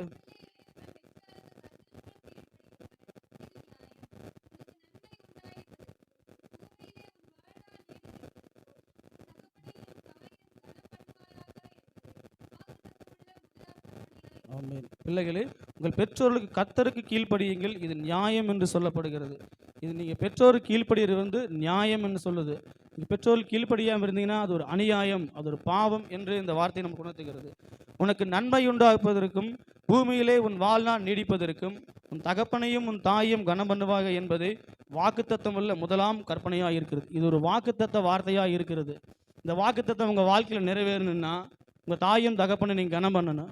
வாலிப தம்பி தங்கைகளும் சரி, அடுத்தபடியாக திருமணமான அதாவது வாலிப பெண்களாக இருந்தாலும் சரி, ஆண்களாக இருந்தாலும் சரி, பெற்றோர்களுக்கு கீழ்ப்படியுங்க. மெயினாக ஒரு வீட்டுக்கு பூந்த வீட்டுக்கு போகிற புதுசாக கல்யாணம் பண்ணி போகிற எந்த பெண்ணாக இருந்தாலும் சரி, அங்கே இருக்கிற கணவருடைய தாயும் தகப்பனை கனம் பண்ணுங்க. உங்கள் வீட்டில் சண்டையும் வராது, பிரச்சனையும் வராது. மாமியார்கள் வந்து சில நேரங்களில் முணுமுறுப்பாங்க, அது அவங்களுடைய இயல்பு தான். என்னுடைய வாழ்க்கையில் கூட என்னோடய தகப்பனார் ரொம்ப குடிச்சிட்டு வந்து எங்களுக்கு ரொம்ப தொந்தரவு பண்ணுவார். ஒரே பிரச்சனை போராட்டமாக தான் இருந்தது. நானும் சண்டை கட்டுவேன், அடிச்சிருக்கிறேன் எங்கள் அப்பாவை. கிறிஸ்துவுக்குள்ள வந்ததும் கூட. ஏன்னா அவர் எங்கோட சண்டை கட்ட மாட்டார், பக்கத்தில் இருக்கிற வீட்டுக்காரங்களை பற்றி தப்பாக பேசுவார், ரொம்ப கெட்ட வார்த்தையில் பேசுவார். அதை தாங்க முடியாமல் தான் சில நேரம் சண்டை கட்டுவேன். ஆனாலும் சண்டை கட்டிட்டு வந்து அந்த இடத்துல ஆண்டவர்கிட்ட ஒப்பு கொடுப்பேன். அந்த இடத்துல, ஆண்டவரே எனக்கு ஏன் இந்த நிலைமை, ஏன் எனக்கு இந்த சோதனைன்னு சொல்லி. ஆனால் கர்த்தர் என் ஜெபத்தை கேட்டார். இன்றைக்கி எங்கள் அப்பா குடிக்கிறது இல்லை, கர்த்தருக்கு ஸ்தோத்திரம். அது மாதிரி உங்களுடைய வீடுகளிலும் மாமியார்கள் உங்களுடைய கணவருடைய தாய் தகப்பன்மார் அப்படி முணுமுணுக்கிறாங்க அப்படின்னா கர்த்தரிடத்தில் ஒப்பு கொடுங்க. உங்களுக்காக சிலுவையில் ஏசப்பா எல்லாத்தையும் செய்து முடிச்சு நிச்சயமாக மாற்றுவார். இந்த வாக்குத்தத்த வார்த்தை உங்களோட வாழ்க்கையில் நிறைவேறணும்னா நீங்கள் கர்த்தருக்கு கீழ்ப்படிங்க. உங்கள் தாயின் தகப்பனை கனம் பண்ணுங்க. உங்களோட வாழ்க்கையில் எல்லா ஆசீர்வாதங்களும் உண்டாகும். நீங்கள் அதுபோல் இயேசு வந்து அந்த இடத்துல வந்து ஒரு அதாவது அந்த தன் தாயை பார்த்து சொன்னது வந்து ஒரு மாயமான அன்பு கிடையாது, உண்மையான அன்பு. தன் உள்ளத்திலிருந்து அதை சொன்னார். இன்றைக்கி எத்தனையோ பேர் வந்து அதாவது எதிர்பார்த்து ஒன்று செய்வாங்க. தன் தாயின் தகப்பனை கனம் பண்ணுவது எப்படின்னா, அதாவது எதிர்காலத்தில் தன்னுடைய பிள்ளைகள் வந்து என்னை கவனிக்காமல் போயிடுவாங்களேன்னு சொல்லி அதுக்காக கவனிப்பாங்க. இல்லைன்னா பக்கத்தால் இருக்கிறவங்க யாராவது எதாவது சொல்லிடுவாங்களேன்னு சொல்லி கூட கவனிப்பாங்க. அப்படிப்பட்ட ஒரு மாயமாலமான ஒரு அன்பு வேண்டாம். இயேசு கிறிஸ்து சிலுவையில் தன் தாயை எப்படி நேசித்து அன்பு கூறினாரோ அதே மாதிரி நீங்களும் உங்கள் தாயின் தகப்பனை முழு உள்ளத்தோட அவங்களோட அன்பு செலுத்துங்க, நேசிங்க. கர்த்தருக்கு நீங்கள் சொந்த பிள்ளைகளாக நிச்சயமாக இருப்பீங்க. கர்த்தர் தாமே இந்த வசனத்தை போய் நடத்துவாராக. இந்த நாளிலும் கர்த்தர்கள் நடத்த வேண்டும் என்றால் தலையிலத்தால் ஜெபிப்போமாக. எங்கள் அன்பின் தகப்பனே, இந்த அருமையான வேலைக்கு நன்றி செலுத்துகிறோம் அப்பா. தகப்பனே, இதோ தகப்பனே, இந்த சிலுவையில் மொழிந்த அப்பா தகப்பனே, இந்த பராமரிப்பின் வார்த்தைகளை கர்த்தாவே இந்த நாளில் நாங்கள் கேட்டு அறிந்தோம் ஆண்டவரே. தகப்பனே, நாங்கள் பெற்றோர்களுக்கு இந்த நாளிலும் கீழ்ப்படியாமல் ஆண்டவரே அவளை கனம் பண்ணாமல் இருந்தால் இந்த வேலையில் எங்களை ஆண்டவரே அப்படி கல்வாரி பீடத்தண்டையில் எங்களை ஒப்புக் கொடுக்கிறோம் அப்பா. தகப்பனே, எங்களுடைய குற்றங்களையும் குறைகளையும் மன்னியும் தகப்பனே. இது வயது சென்ற உன் தாயை நீ அசட்டை பண்ணாதே என்று சொல்லப்பட்ட வார்த்தையின்படி ஆண்டவரே அப்பா, நாங்கள் அசட்டை செய்திருந்தால் எங்களை மன்னியும், எங்களுடைய குறைகளை மன்னியும் தகப்பனே. சிலுவையில் மொழிந்த இந்த மூன்றாவது வார்த்தை ஆண்டவரே எங்கள் வாழ்வில் என்றும் துணிக்கட்டும், எங்கள் இருதயங்களை என்றும் அது தகப்பனை பிரதிபலிக்கட்டும் ஆண்டவரே. நீ ஒரு சாட்சியாக வாழ கர்த்தர் உதவி செய்வீராக. தாழ்த்தியுடைய கரங்களை ஒப்புக் கொடுக்கிறோம். இயேசுவும் ஜெபிக்கிறோம் பிதாவே, ஆமென். ஹல்லேலூயா. நல்ல அருமையான தெய்வ வார்த்தைகளை நம்ம கேட்டோம் இல்லையா? இப்போ பிரச்சனையை பேச போனால் காலம் போதாது. ஆமென். பெற்றோர்களாக இருக்கட்டும், மாமனார் மாமியாராக இருக்கட்டும், பிள்ளைகள் பெற்றோர்களை கவனிக்கிறதா இருக்கட்டும், மருமக்கள் தன் மாமனார் மாமியாரை பார்க்குறதா இருக்கட்டும், ஒரு கேரிங். அதாவது நான் யோசித்து தம்பி பேசி கொண்டிருக்கும் போது இருதயத்தில் ஆவியானவர் சொல்கிற ஒரு காரியம் உண்மையாகவே. இன்னைக்கு நம்ம குழந்தை பிறந்த உடனே இந்த குழந்தையை ஒரு தாயும் தகப்பனும் எப்படி கேரிங் பண்ணுவாங்க அப்படிங்கிறது நமக்கு தெரியும் இல்லையா? அந்த குழந்தைகளை நம்ம என்ன செய்வோம், ரொம்ப கேர் எடுத்துக்குவோம். ரொம்ப சின்சியர். அவனுடைய வளர்ச்சி, அவன் எங்கு போகிறான், வருகிறான், ஓடுகிறானே, எங்கேயோ விழுந்துருவானோ அல்லது அடிபட்டு விடுமோ, பிள்ளைகள் கொஞ்சம் வளர்ந்த உடனே இப்போ சாப்பிட்ருப்பானா, சாப்பிடாம இருப்பானா, இதெல்லாம் ஒரு தாயும் தகப்பனுக்கும் இருக்கக்கூடியதான ஒரு மிகப்பெரிய ஒரு ஆவல், ஒரு ஆசை, அவருடைய வாஞ்சை, கரிசனை என்று சொல்லலாம். அல்லேலூயா, அல்லேலூயா. ஒரு தாயும் தகப்பனும் பிள்ளைகளை கரிசனையாக பண்றாரு. இப்போ பிள்ளைகள் வளர்ந்தாச்சு. இப்போ என்ன பண்ண போறோம்? நேரம் ஆண்டுடைய வசனத்தில் நம்ம அழகாக வாசித்தோம், நீதிமொழிகளில் கூட வாசித்தோம், 23, 22 வாசித்தோம். தகப்பன் 20 செவி கொடு, அவளை அசட்டை பண்ணாதே. நிறைய பேருக்கு இதுதான் மாறிடுது. கேர் பண்ணி பொத்தி வளர்ப்பாங்க. அந்த கிரேஸ் பாட்டி டெய்லி வந்து அவங்க ஜோம் பண்ணுறதுக்கு அது என்னத்துக்குமே வேணும் அப்படின்னா, ஒன்று அது வீட்டில் பிள்ளைகளாம் வாய் மூடு பேசாமல் நம்ம சொல்லி அனுப்புகிறோம். ஆனால் அதுக்கு மனசுக்குள்ளே எவ்வளோ வேதனை இருக்குது. ஏன்னா நம்ம வந்து ஏன் அதை சொல்லணும்னா, சும்மா இதையே சொல்லிட்டு வரதுனால நம்ம வேண்டாம் அதை சொல்லாத அப்படின்னு சொல்கிறோம். ஆனால் அந்த தாயினுடைய இருதயத்துக்குள்ளே நான் எவ்வளவு கஷ்டப்பட்டு பார்த்தேன், இன்னைக்கும் அவங்க மேலே நான் கேரிங்காக இருக்கேன். ஆனால் வந்து என் பிள்ளைகள், நான் பெற்ற பிள்ளைகள் என்னை உதாசீனப்படுது. அல்லேலூயா. அன்பானவர்களே, இயேசுவின் இரத்தத்தால் கழுவப்பட்டவர் தான் சபை. சபைனா என்னது? சத்தமா சொல்லுங்க. இயேசு கிறிஸ்துவின் இரத்தத்தினால் கழுவப்பட்ட ஒரு கூட்டம் தான் சபை. சபையை ஸ்தாபிக்கிறவங்கள்ட்ட நான் கிளாஸ் நடத்தும் போது கேட்பேன், இதை கரெக்டாக சொல்லணும். இயேசுவின் இரத்தத்தினால் கழுவப்பட்டு கூட்டப்பட்ட ஒரு கூட்டம் தான் சபை. அது உண்மைதானா? பில்டிங் கிடையாது, கட்டடம் கிடையாது. சர்ச்சை கட்டிட்டேன், சபையை கட்டிட்டேன், சர்ச்சையை கட்டி வச்சுட்டு சும்மா இன்னைக்கு நாங்கள் ஐஎம்எஸ் ஊழியத்தில் ஒரு ஒரிசாவில் ஒரு சபையை பார்க்க போனோம். பக்கத்தில் நாங்கள் பிரதிஷ்டை பண்ண இடத்துலேருந்து ஒரு 4 கிலோமீட்டருக்கு அந்த பக்கம் போகிற வழியில் தமிழ்காரங்க இருக்காங்கன்னு சொன்னால் அங்கே பார்க்க போனோம். அங்கே ஞாயிற்றுக்கிழமை ஆராதனை எப்படி தெரியுமா? ஒரு பாஸ்டருடைய மனைவி அப்புறம் ஒரு குழந்தை எடுத்துட்டு மகிழ்வா மகிழ்வா. எங்கே மகிழ்ச்சியே இல்லை அங்கே. ஏன்னா அவருக்கு மகிழ்ச்சி கிடையாது. காரணம் என்னென்னா அவருக்கு ஆத்துமாக்களும் இல்லை, ஒன்றும் இல்லை. இது இங்கே வச்சு இதை இங்கே நம்மளை கொண்டு போட்டு இங்கே போட்டு வேறு வழி இல்லாமல் ரொட்டியை சுட்டி சாப்பிட்டுட்டு அங்கே கிடைக்கிற அரிசியை வாங்கி அப்படியே சாப்பாடை சாப்பிட்டு காலத்தை ஓட்டிக்கிட்டு இருக்காங்க. அப்போ அப்படியே பண்ணிகிட்டு இருக்காங்க, ஒன்றுமே இல்லை. அதனால் அது சபையா? சபை கிடையாது. இரத்தத்தால் கழுவப்பட்ட ஒரு கூட்டம் தான் சபை. சரியா? நான் சீக்கிரமாக விட்டு போகிறேன். இப்போ இந்த சபை இரத்தத்தினால கழுவப்பட்டுச்சா இல்லையா? அல்லேலூயா. இப்போ நம்மளுடைய ரோல் மாடல் யாரு? இயேசுவின் சரீரம். இயேசுவின் இன்னொரு வார்த்தை, இயேசுவின் சரீரம். சரீரத்தில் இருக்கக்கூடிய அவயவங்கள் எல்லாம் நம்ம இரத்தத்தால் கழுவப்பட்ட அன்னைக்கு இருந்தே அந்த இரத்தம் எங்கே ஓடுது? தலையிலிருந்து அப்படியே பிரெயின் அப்படியே சப்ளை பண்ணுது, ஹார்ட் சப்ளை பண்ணுது, எல்லா சரீரத்தின் அவயவங்களுக்கும் இரத்தம் சப்ளை பண்ணப்படுது. இப்போ எதனால் இரத்தம் சப்ளை பண்ணுதுன்னா, கழுவிட்டு விட்டதோட மட்டுமல்லாமல் அவருடைய சுவாபங்கள் நமக்குள்ள இருக்கிறது மாதிரி கழுவிட்டார். ஆமென் சொல்லுங்க. இப்போ ரோல் மாடல் ஆகிய இயேசு கிறிஸ்து நமக்கு என்ன செஞ்சு காட்டினாரு? ஒரு தாயை கூட இந்த உலகத்தில் அவர் விட்டுவிடலை. தாயையும் கூட நான் உன்னை நீ பெற்றெடுத்த ஒரு நன்றி கடனாக நான் இப்பொழுது என்னை சிலுவையில் அறைஞ்சிருவாங்க, நான் இப்போ போயிடுவேன். வீட்டு காரியங்களை ஒழுங்குபடுத்துகிறார். இசைக்காவுக்கு சொன்ன மாதிரி வீட்டு காரியங்களை என்ன பண்ணுறார்? ஒழுங்குபடுத்த. அம்மா நீ கவலைப்படாத, நான் இந்த உலகத்துக்காக உனக்காக நான் பிறக்கவில்லை, இந்த ஒட்டுமொத்த உலகத்தின் பாவத்தை சுமந்து தீர்க்கும்படியாய் நான் தேவ ஆட்டுக்குட்டி, நான் உன்னுடைய கற்பத்தில் பிறந்ததினால், ஆயினும் நீ என்னை பெற்றெடுப்பதற்கு ஒரு கருவியாக ஆண்டவர் வச்சிருந்ததுனால உனக்கு நான் ஒரு ஆறுதல் சொல்ல வேண்டாமா, ஒரு பொறுப்பு கொடுக்க வேண்டாமா? எவ்வளோ அருமையான ஆண்டவர் பாருங்க. எவ்வளவு ஒரு தாயை கூட அப்படியே ஒரு பொறுப்பெடுக்கும்படியாய் யோவானிடத்தில் சொல்லி அந்த தாயை கேர் பண்ணக்கூடிய நிலைமையில இருந்தான் ஆண்டவர். இன்னைக்கு பிள்ளைகள் நம்முடைய பெற்றோர்களை கேர் பண்ணுற விஷயத்தில் ரொம்ப குறைவுபட்டிருக்கிறோம். அநேக பெற்றோர்களை வேதனைப்படுத்துகிறார்கள். திருமணம் நான் சொல்கிறேன், டைரெக்டாக சொல்லுவேன், நான் ஓப்பனாகவும் சொல்கிறேன். தயவுசெய்து நீ திருமணமாகி வந்த வீட்டிலே உன்னுடைய மாமனார் மாமியாரை உன் தாயின் தகப்பனை மட்டும் எவ்வளவு கரிசனையாய் பார்க்கிறாய், அதே போல கரிசனையாய் உன்னுடைய மாமனார் மாமியாரை கரிசனை உள்ள உள்ளத்தோடு நீ பார்க்காவிட்டால் நீ தேவ சுவாபம் உள்ள பிள்ளைய கிடையாது. உங்களுக்குள்ள ரத்தம் ஓடலை, சும்மா தான் தட்டிக்கிட்டு இருக்க வேண்டியதான். உனக்கு ஒன்றும் கிடையாது, நித்திய ராஜ்யம் கிடையாது. தயவு செய்து புரிஞ்சுக்கோ. அவங்க ஒருவேளை அவங்க வார்த்தைகளோ அவங்களுடைய நடைமுறைகளோ அவங்களுடைய என்ன சொல்லுவாங்க, அவங்களுடைய வாழ்க்கை முறைகளோ உனக்கு பிடிக்காம இருக்கலாம். ரைட், விட்டுருங்க. அவங்கள ஒரு இடத்துல இருக்கட்டும், அவங்க பாட்டு அவங்க இருக்கட்டும். ஆனால் அவங்களுக்கு கேர் பண்ண வேண்டிய கடமை இருக்குது. தம்பி தங்கச்சி, கேர் பண்ண வேண்டிய கடமை இருக்குது.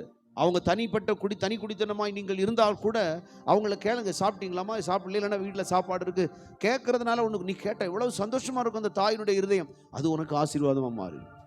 நீ சாப்பிட்டீங்களான்னு கேட்டு விசாரிச்சுட்டாங்கனால அந்த தாயின் தகப்பனும் என் மகன் என்ன செஞ்சிட்டான், சாப்பிட்டீங்களான்னு நீ கொடுக்காட்டி கூட அந்த விசாரணை என்ன நடக்கும் தெரியுமா? அவங்க மனசு அப்படியே இழகிரும். என் பிள்ளை என்னை கூப்பிட்டு கேட்டான், இல்லைப்பா நீ போய் சாப்பிடு, நாங்கள் சாப்பிட்டுட்டோம், அம்மா செஞ்சிட்டாங்க, சாப்பிட்டேன்னு சொல்லும்போது அந்த சந்தோஷம் உனக்கு ஆசீர்வாதமாக மாறும், உன் சந்ததிக்கு ஆசீர்வாதமாக மாறும். தயவுசெய்து சொல்கிறேன், இல்லைன்னா அது உனக்கு வேதனையை கொடுக்கும். இது ஆண்டவர் இயேசு கிறிஸ்து செய்து காமிச்சிருக்கிறார். ஒரே ஒரு வசனத்தை 1 தீமோத்தேயுல 5ஆம் அதிகாரம் 1வது வசனத்தை வாசிங்க. இந்த முதிர் வயது உள்ளவனை கடிந்து கொள்ள. எங்க இருக்க அந்த முதிர் வயது உள்ளவர்கள்? சபையில. இப்ப வீட்டுல மதிக்கிறது அப்பா அம்மாவை, நல்லா கவனிக்கணும். வீட்டுல மதிக்கிறது அப்பா அம்மாவை. இப்ப சபையில இருக்கிறோம். வேதம் சொல்லுகிறது, முதிர் வயதுள்ளவனை கடிந்து கொள்ளாமல் அவனை, ஹலோ எல்லாரும் சொல்லுங்க, பிள்ளைங்க எல்லாம் கவனிங்க, அம்மா எல்லாருமே நீங்கள் கவனிங்க. இப்போ அங்கே உள்ள ரிசர்ச் எல்லாம் பண்ண வேண்டாம்.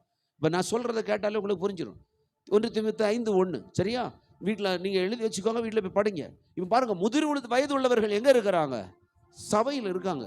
முதிர் வயது உள்ளவனை கடிந்து கொள்ளாமல்னா, நீங்கள் எல்லாரும் முதிர் வயதுள்ள அவங்கள அலட்சியப்படுத்தாதீங்க, அவங்கள ரொம்ப ஒரு மாதிரி பேசாதீங்க.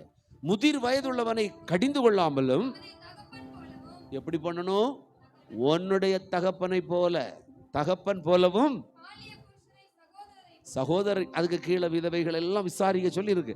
இது ஏன் அப்படின்னா, முதிர் வயதுள்ள ஸ்திரீயான தாய்களை போல. முதிர் வயதானவங்களை எப்படி நடத்தணும்? தகப்பனை போல. முதிர்வனையான ஸ்திரீகளை, அல்லேலூயா. பிள்ளைகளை கவனிச்சிங்களா? உங்க அம்மா அப்பா சொல்றது தான் கேட்கணும்னு மட்டும் இல்லை, சபையில இரத்தத்தால் கழுவப்பட்ட நம்முடைய தாய்மார்கள், நம்முடைய அம்மாமார்கள், ஐயாமார்கள் உங்களை பார்த்து, உங்களை விசாரித்து உங்களுக்கு புத்தி சொல்லும்போது அதை நீ என்ன செய்யாத, அசட்டை பண்ணாதே. உனக்கு அது ஆசீர்வாதம். நம்புறீங்களா? நம்புறீங்களா? நீங்களும் சொல்லாமல் இருக்காதீங்க. சும்மா ஏதோ பெத்த பிள்ளை, யாரோ பெத்த பிள்ளைன்னு நீ விட்டுருக்கூடாது. நீ எந்த தம்பி தங்கையை பார்த்தாலும் நீங்க ஒரு தாயை போல அவர்களை நேசிங்க. அல்லேலூயா. இந்த சபை என்பது ஒரு குடும்பம். இயேசு சபையை மிகவும் நேசிக்கிறார். எதன் பேர் விசுவாசிக்கிறீங்க? சபை என்பது ஒரு குடும்பம். இந்த குடும்பத்தில் நான் பெற்ற பிள்ளை எனக்கு மட்டும் அல்ல, நம்ம எல்லாருக்கும், ஒவ்வொருவரும் பெற்றெடுத்திருக்கிற ஒரு பிள்ளைகளாக இருக்கலாமே தவிர, இரத்தத்தினால் நம்ம எல்லாரும் பிள்ளைகளும், தாயும் தகப்பனும் சகோதரர் சகோதரிகளுமா நம்ம இருக்கிறபடினாலே ஒருவர் மேல் ஒருவர் கரிசனை உள்ளவர்களாய் விசாரியுங்கள், அவர்களுக்கு அன்பு காட்டுங்கள். அப்பொழுது காட்டும்போது, பிள்ளைகளே நீங்களும் அந்த வார்த்தைகளை கேட்டு நீ என்ன செய்யணும்? சரிங்கப்பா, சரிங்கம்மா, நான் செய்கிறேன், நீங்கள் சொல்கிறதன்படி நடக்கிறேன் அப்படிங்கிற கீழ்ப்படுகிற இருதயம் உள்ள பிள்ளைகளாய். சரியா? புரியுதா? யாராவது ஐயா மாதிரி அங்கே இருந்து, ஏய் தம்பி இங்கே மாமா அப்படின்னு சொல்லு அப்படின்னு தலையெல்லாம் வெட்டிட்டு போகக்கூடாது, சொல்லிய பாருட்டு போகக்கூடாது, ஒரு முறைக்கக்கூடாது. ஏதாவது தப்பு செஞ்சாடாய் அப்படின்னு அவங்க ஒருவேளை மிரட்ட வந்தால் கூட, நீ என்ன மிரட்டுறதுக்கு, நீ யார் அப்படின்னு எல்லாம் கேட்கக்கூடாது. நம்ம அப்பா மாதிரி, நம்முடைய அம்மா மாதிரி. இதைத்தான் சிலுவையில் இன்னைக்கு நமக்கு சபைக்கு கர்த்தர் சொல்லி கொடுக்குறார். அல்லேலூயா, அல்லேலூயா. தகப்பனை போலவும் தாயை போலவும் பாவித்து நடத்த வேண்டும் சபை. இதுதான் ஆண்டவர் விரும்புகிற அன்பு. அல்லேலூயா, ஹல்லேலூயா. கர்த்தர் நல்லவர். Praise the Lord. வேற என்ன பாட்டு பாடலாம்? மனதுருகும் தெய்வமே యేసయ్యా, உம்மை மனதார துதிப்பேன், ஸ்தோத்தரிப்பேன். மனதுருகும் தெய்வமே యేసయ్యா, உம்மை மனதார துதிப்பேன், ஸ்தோத்தரிப்பேன். நீ நல்லவர், சர்வ வல்லவர், நீ நல்லவர்,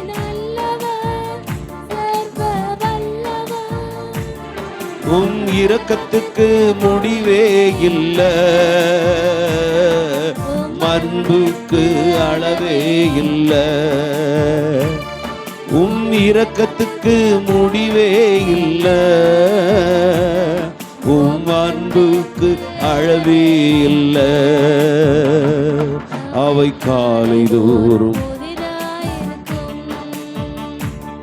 அவை காலை தோறும் சாபமான முள்முடி, சாபமான முள்முடியை தலைமேலே சுமந்து கொண்டு சிலுவையிலே வெற்றி சிறந்தி. எங்கள் சாபங்கள் எல்லாம், சாபமான முள்முடியை தலைமேலே சுமந்து கொண்டு சிலுவையிலே வெற்றி சிறந்தி. ஐயா சிலுவையிலே வெற்றி சிறந்தி, ஐயா சிலுவையிலே வெற்றி சிறந்தி. சேர்ந்து பாடுமா? நீர் நல்லவர், ஆமே ஹோலி லார்ட். நீர் நல்லவர், சர்வ வல்லவர், உம் இரக்கத்துக்கு முடிவே இல்ல, உம் அன்புக்கு அளவே இல்ல. உம் இரக்கத்துக்கு முடிவே இல்ல, உம் அன்புக்கு அளவே இல்ல. அவை காலை தோறும் புதிதாயிருக்கும், அவை காலை தோறும் புதிதாயிருக்கும். மனதுருவும் தெய்வமே ஏசையா, உம்மை மனதார துதிப்பேன் ஸ்தோத்தரிப்பேன். அல்லேலூயா. அப்படியே பாடி தியானிச்சுட்டே இருந்தா சாயங்காலம் 6 மணி வரை இருந்தாலும் எனக்கு டயர்ட் தெரியாது. அல்லேலூயா. உங்களுக்கு டயர்ட் தெரியும். காரணம் காலை மடக்கி எடுத்து உட்கார வைக்க ரொம்ப கஷ்டம். இருந்தாலும் சீக்கிரத்திலே நம்ம அடுத்த காரியங்களுக்கு நேராக கடந்து சொல்ல 4ஆம் வார்த்தையை இதனாலில் ஏலி ஏலி லாபா சபக்தானி, என் தேவனே என் தேவனே ஏன் என்னை கைவிட்டீர் என்று அருமையான மகள் ஏஞ்சல் அவர்கள் இதை நடத்துவாங்க. வாங்க.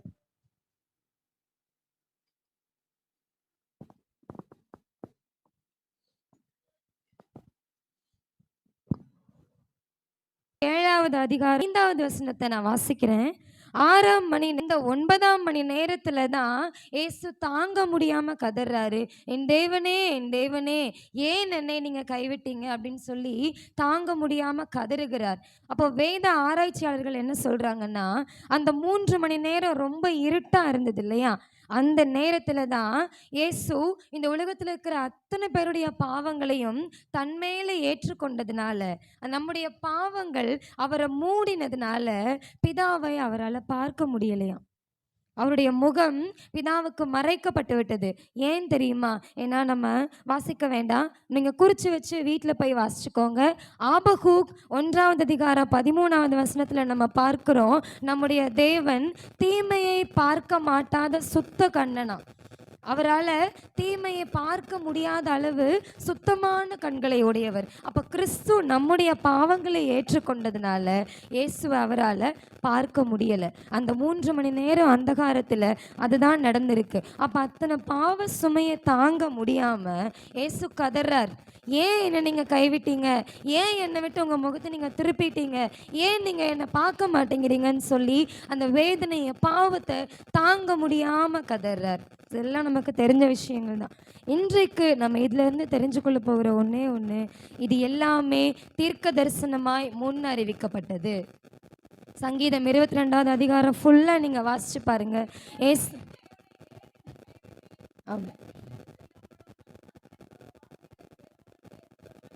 ஆமென். அப்போ அதில் முதல் வசனத்தை நம்ம பார்த்தீங்கன்னா, இங்கே இயேசு கதறின அதே வார்த்தையை அங்கே தாவீது சொல்லியிருக்கிறார். என் தேவனே என் தேவனே ஏன் என்னை கைவிட்டீர். அதே போல் ஏசாயா 53ஆம் அதிகாரம் ஃபுல்லாக நீங்கள் வாசித்து பாருங்கள். கிறிஸ்துவின் சிலுவை பாடுகள் எல்லாமே அங்கே தீர்க்க தரிசனமாய் முன் அறிவிக்கப்பட்டது. ஏசு பிறந்தப்போவோ மத்தேயு 1ஆம் அதிகாரத்தில் நீங்கள் வாசித்து பார்த்தீங்கன்னா, நீ ஒரு குமாரனை பெற்று அவருக்கு இயேசு என்று பெயரிடுவாயாக, ஏனென்றால் அவர் மனுஷரின் பாவத்தை தீர்த்து ரட்சிக்கிறவர்னு சொல்லியிருக்கு. அதுக்கு அடுத்த வசனம் வாசித்து பாருங்க, தீர்க்கதரிசிகளால் முன் அறிவிக்கப்பட்டது நிறைவேறும்படி இதெல்லாம் நடந்தது. அப்போ இங்கே பைபிளில் நடந்த ஒவ்வொன்றுமே ஏற்கனவே முன்னறிவிக்கப்பட்டது தான். இப்போ நம்ம வாழ்கிற இந்த காலத்தில் நடந்துக்கிட்டு இருக்கிற ஒவ்வொரு விஷயங்களுமே ஏற்கனவே முன் அறிவிக்கப்பட்டது தான். இனியும் கடைசி நாட்களில் என்ன நடக்கும்னு நமக்கு நல்லா தெரியும் இல்லையா? அப்போ அதுக்கு நம்ம ஆயத்தமாக இருக்கணும் அப்படின்ற ஒரு காரியத்தை தான் இன்றைக்கு நான் உங்கள் மத்தியில் வைக்கிறேன். சரிங்களா? ஒவ்வொன்றுமே இப்போ நம்ம கடைசி நாட்களில் என்ன நடக்கும் நமக்கு தெரியும். கொள்ளைகள் நடக்கும், பூமி அதிர்ச்சிகள் நடக்கும், ஜனத்துக்கு விரோதமாய் ஜனம் எழும்பும், ராஜ்யத்துக்கு விரோதமாய் ராஜ்யம் எழும்பும், எல்லாம் நமக்கு தெரியும். நம்ம கிறிஸ்தவ இந்த பாவமான உலகத்தில் இப்படி கடைசி கொடூரமான நாட்களில் நம்ம கிறிஸ்துவை விசுவாசித்து அவருக்கென்று நாம் வாழ்ந்துட்டு கொண்டு இருக்கிறோம். சரிதானே? அப்போ நம்மளுடைய கிறிஸ்துவ வாழ்க்கையினுடைய கடைசி கட்டம், பிரதான நோக்கம் என்ன? Ultimate goal of Christian life என்ன? நித்திய ஜீவனை சொந்தக்கொள்ளணும், பரலோகத்துக்கு போகணும். அதுக்காக தான் இல்லைங்களா? அந்த ஒரு காரியத்துக்காக தான் நம்ம இந்த உலகத்தில் கர்த்தர் கொடுத்த வாழ்நாளில் ஜீவிச்சுட்டு இருக்கோம். அப்போ பரலோகத்துக்கு நம்ம போகணும்னா நம்ம எப்படி இருக்கணுன்ற ஒரே ஒரு விஷயத்தை மட்டும் சொல்லிட்டு நான் கடந்து போகிறேன். உங்களுடைய வேதத்தை திருப்பிக் கொள்ளுங்கள். 2 பேதுரு 3வது அதிகாரம் 14வது வசனம் நான் வாசிக்கிறேன். ஆகையால் பிரியமானவர்களே, இவைகள் வர காத்திருக்கிற நீங்கள், அந்த இடத்துல இந்த தீர்க்க தரிசனம் எல்லாம் நிறைவேறி கொண்டிருக்கிறது, இனியும் நிறைவேறும் என்று விசுவாசிக்கிற நீங்கள் கரையற்றவர்களும் பிழை இல்லாதவர்களுமாய் சமாதானத்தோடு அவர் சன்னதியில் காணப்படும்படி ஜாக்கிரதையாயிருங்கள். அப்போ கடைசி நாளில் நான் நித்திய ஜீவனை பெற்றுக்கொள்ளணும், நான் இயேசுவோடு கூட பரலோகத்துக்கு போகணும், அவர் வலது பாரசத்தில் உட்கார்ந்து நான் ஆட்சி செய்யணும் அப்படின்னு நீங்கள் நினச்சிங்கன்னா நீங்கள் செய்ய வேண்டிய ஒரே ஒரு காரியம், நீங்கள் இந்த பூமியில் வாழுகிற நாள் வரைக்கும், நம்முடைய கடைசி நேரம் வரைக்கும் இதை உங்கள் ஞாபகத்தில் வச்சுக்கோங்க. இங்கே இருக்கிற அப்பா அம்மா அண்ணா அக்கா தம்பி தங்கச்சி ஒவ்வொருவரையும் நான் வேண்டி கேட்டுக்கொள்கிறேன், நீங்கள் இந்த உலகத்தில் வாழுகிற நாட்களிலெல்லாம் கரையற்றவர்களும் பிழை இல்லாதவர்களுமாய் கடைசியில் அவர் சன்னதியில் நம்ம நிற்க ஜாக்கிரதையாக இருக்கணும். அதே அதிகாரத்தில் கடைசி 2 வசனங்களை மாத்திரம் நாம் வாசித்து கொள்ளலாம். ஆதலால் பிரியமானவர்களே, இவைகளை முன்னமே நீங்கள் அறிந்திருக்கிறபடியால், இதில் சொல்லப்பட்டது எல்லாமே ஏற்கனவே நமக்கு தெரியும், ஏற்கனவே இயேசு நமக்கு சொல்லி இருக்கிறார். அதனால நம்ம என்ன பண்ணணும்?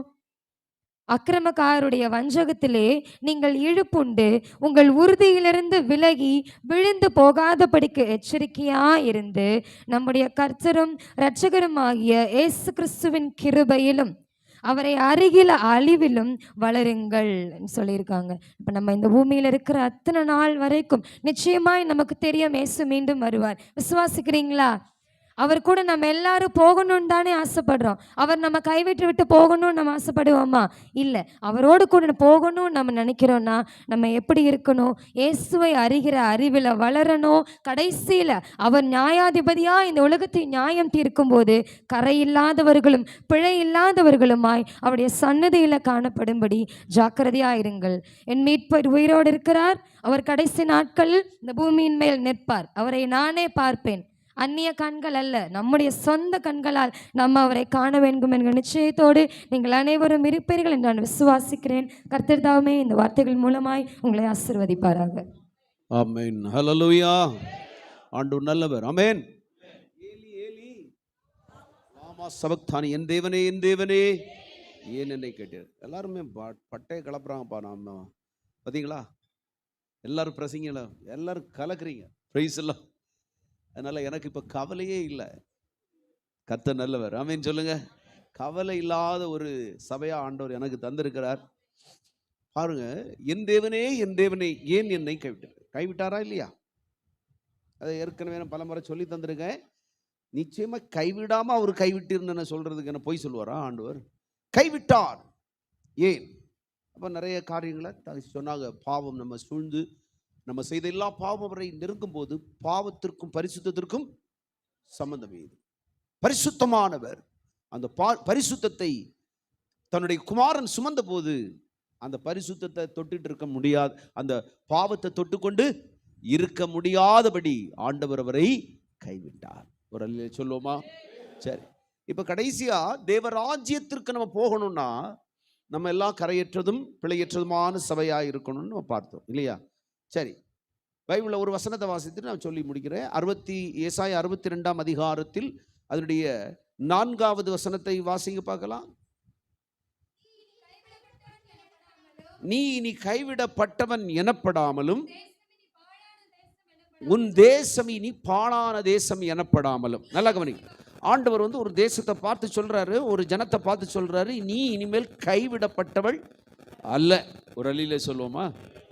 இனிமேல் நீ கைவிடப்பட்டவள் அல்ல, அப்படி பட்ட ஒரு ஜனம் அல்ல அப்படிங்கிறத நான் உன் கூட இருக்கேன், உன் கையை பிடிச்சிக்கிறேன் அப்படின்றது மாதிரி ஆண்டவர் சொல்றார், வாக்கு கொடுக்குறார். அதனால உனக்கு இனிமேல் என்ன பேர் வைக்கிறேன்?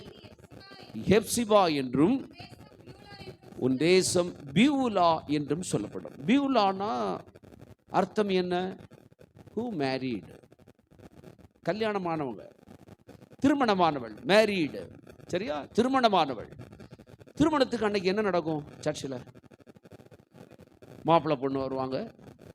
மாப்பிள்ளை பொண்ணு நம்ம எல்லா வாக்குமூலங்கள் கேட்கும்போது பெண்ணினுடைய தகப்பனார் இந்த பெண்ணை, இதை நான் செஞ்சு காட்டுறதுக்கு டைம் இல்லை, சிம்பிளாக நான் சொல்கிறேன், நல்லா கவனி. பெண்ணினுடைய திருமணம் ஆகும்போது இதெல்லாம் உங்களுக்கு ரொம்ப பிரயோஜனமாக இருக்கும். ரைட்டா? பெண்ணினுடைய வலது கையை பிடித்து பெற்றோர்கள் கவனிங்க, பிள்ளைகளுக்கெல்லாம் சர்ச்சில் வந்தால் வலது கையை பிடிச்சி பெற்றோர் பாஸ்டர் சொல்லுவார், அந்த நேரத்தில் நம்ம இங்கே இருக்கணும், எத்தனை சொந்த பந்தம் வந்தாலும் நம்ம அதை கரெக்டாக பண்ணி கொடுக்கணும். இதெல்லாம் நம்ம ப்ராக்டிஸ் பண்ணி வச்சுக்கணும், இதெல்லாம் நம்ம மைண்டில் செட் பண்ணி வச்சுக்கணும். இல்லைன்னா அங்கே வந்து என்ன பண்ணணும் அப்படின்னு வலது கை போய் இடது கையை பிடிக்கக்கூடாது, வலது கையை பிடித்து கொடுப்பாங்க. இதெல்லாம் ஒரு சாக்ரமெண்ட்ஸ் இல்லையா? அது ஒரு நம்முடைய முறை.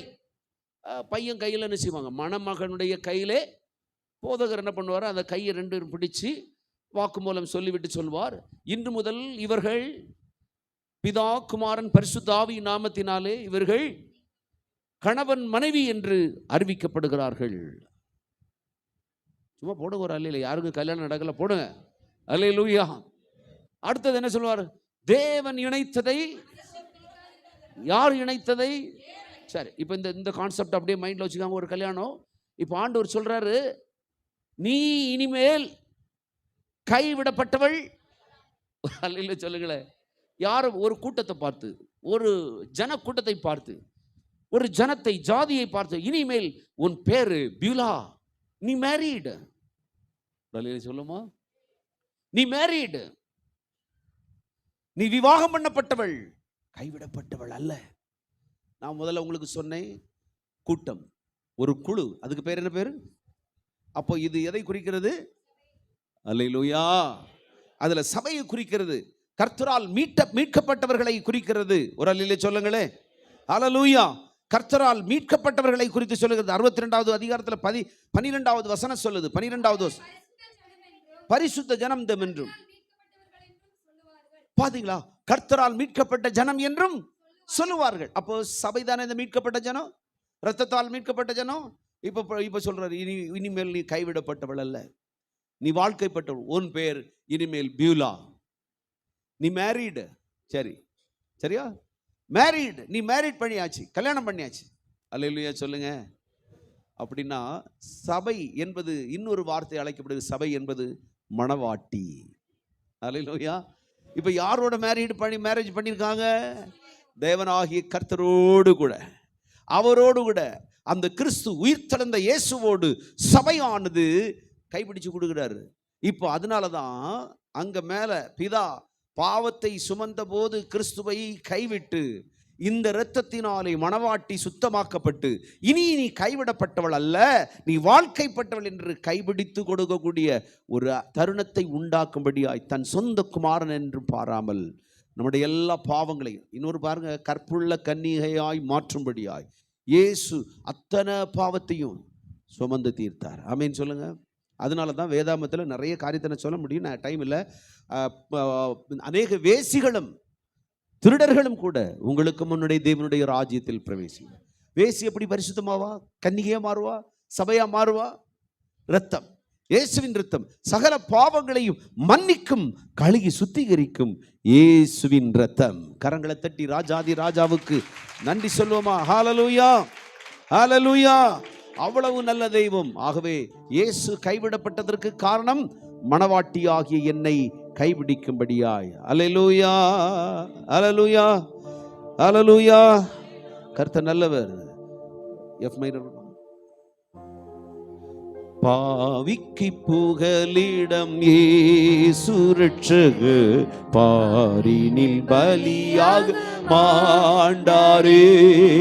பாவிக்கு புகலிடம் இயேசு ரட்சகர், பாரினில் பலியாக மாண்டாரே. பரிசுத்தரே பாவமானாரே, பரமான சிலுவை சுமந்தவரே. பரிசுத்தரே பாவமானாரே, பாவமான சிலுவை சுமந்தவரே. பாவிக்கு புகலிடம் இயேசு ரட்சகர், பாரினில் பலியாக மாண்டாரே. காட்டி கொடுத்தான் 30 வெள்ளி காசுக்காகவே கர்த்தரே சுவை. காட்டி கொடுத்தார் 30 வெள்ளி காசுக்காகவே கர்த்தன் இயேசுவை கொலை செய்யவே கொண்டு போனாரே. கொல்கதா மலைக்கு இயேசுவை, கொல்கதா மலைக்கு இயேசுவை, பாவிக்கு புகலிடம் இயேசு ரட்சகர், பாரினில் சலியாக மாண்டார். ஆமென். பாவிக்கு புகலிடம் இயேசு ரட்சகர், பாரினில் பலியாக மாண்டாரே. அல்லேலூயா. 1 மணிக்கு இன்னும் 10 நிமிடம் தான் இருக்கு. அதனால என்னுடைய செய்தியை இன்னைக்கு நான் கொடுக்கல. ஏன்னா அவங்க கொடுக்க நான் பேசிட்டு இருக்கிறதுனால நான் ஏற்கனவே ஒரு செய்தி ப்ரிப்பேர் பண்ணியிருக்கேன். அதை நான் கொடுக்க மாட்டேன். உங்களை கஷ்டப்படுத்த விரும்பவில்லை. ஆனால் அடுத்து பேசுகிறவர்களும் சமயத்தை கருதி சரியாக நீங்கள் பேசிக்கொள்ளும்படி அன்போடு கேட்டுக்கொள்கிறேன். கர்த்தர் உங்களை ஆசீர்வதிப்பார். அடுத்த 5ஆம் வார்த்தையை பேசும்படியாக நம்ம அருமையான மகள் பிரியா பிரகாஷ் அவர்களை அன்போடு அழைக்கிறேன்.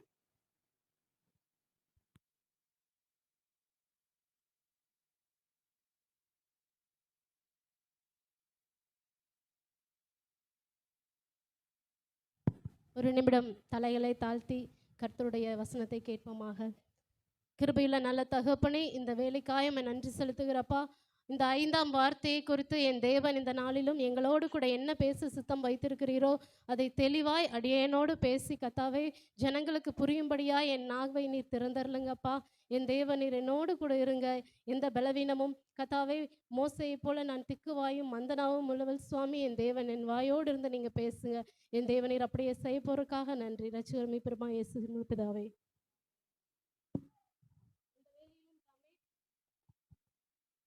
இந்த வேளையிலும் சிலுவையிலே மொழிந்த 5வது வார்த்தையை நாம் தியானிக்க இருக்கிறோம். கர்த்தருடைய கிருபையினால இந்த 5ஆம் வார்த்தையை பேசுவதற்கு தேவன் கிருபை செய்தார். 5ஆம் வார்த்தை யோவான் எழுதின சுவிசேஷ புஸ்தகம் 19ஆம் அதிகாரம் 28, 29வது வசனங்களை வாசிக்கலாம்.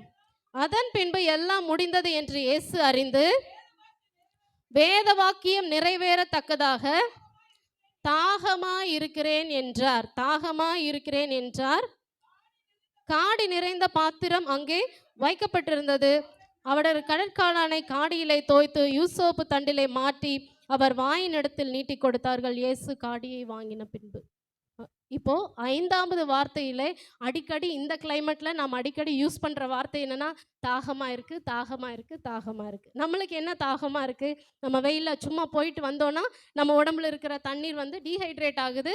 தண்ணி வெளியேறும்போது உள்ள உடம்பு என்ன கேட்குது? தண்ணி கம்மியானது, எனக்கு தண்ணி வேணும், தண்ணி கொடு, தாகமா இருக்கு அப்படின்னு உடம்பு கேட்குது. நம்ம என்ன பண்றோம்? தண்ணி குடிக்கிறோம். அப்போ அந்த இடத்துல இயேசுவுக்கு தாகமாக இருப்பதற்கு என்ன நடந்துச்சுன்னு பார்த்தோன்னா, கெத்சமனே தோட்டத்தில் இருந்து வியர்வையின் பெரும் துளி ரத்தமாக வடிந்து வடிந்து வடிந்து பார்த்தோன்னா அந்த நேரம் என்ன நடந்திருக்கு பார்த்தீங்களா? 40க்கு 1 குறைய 39 கசையடிகளால் அடிக்கப்பட்டார். அப்போவும் சரீரத்திலிருந்து ரத்தம் பீச்சி அடிக்கப்பட்டு எல்லா தலையிலிருந்து கால் வரைக்கும் தலையிலே முள்முடி சூட்டப்பட்டிருந்தது. தலையிலிருந்து ரத்தம் வழியுது. இந்த காயங்களோடு கூட அவர் என்ன பண்ணுறாரு? சிலுவையை சுமந்து கொண்டு கொல்கதா மலைக்கு போகிறாரு.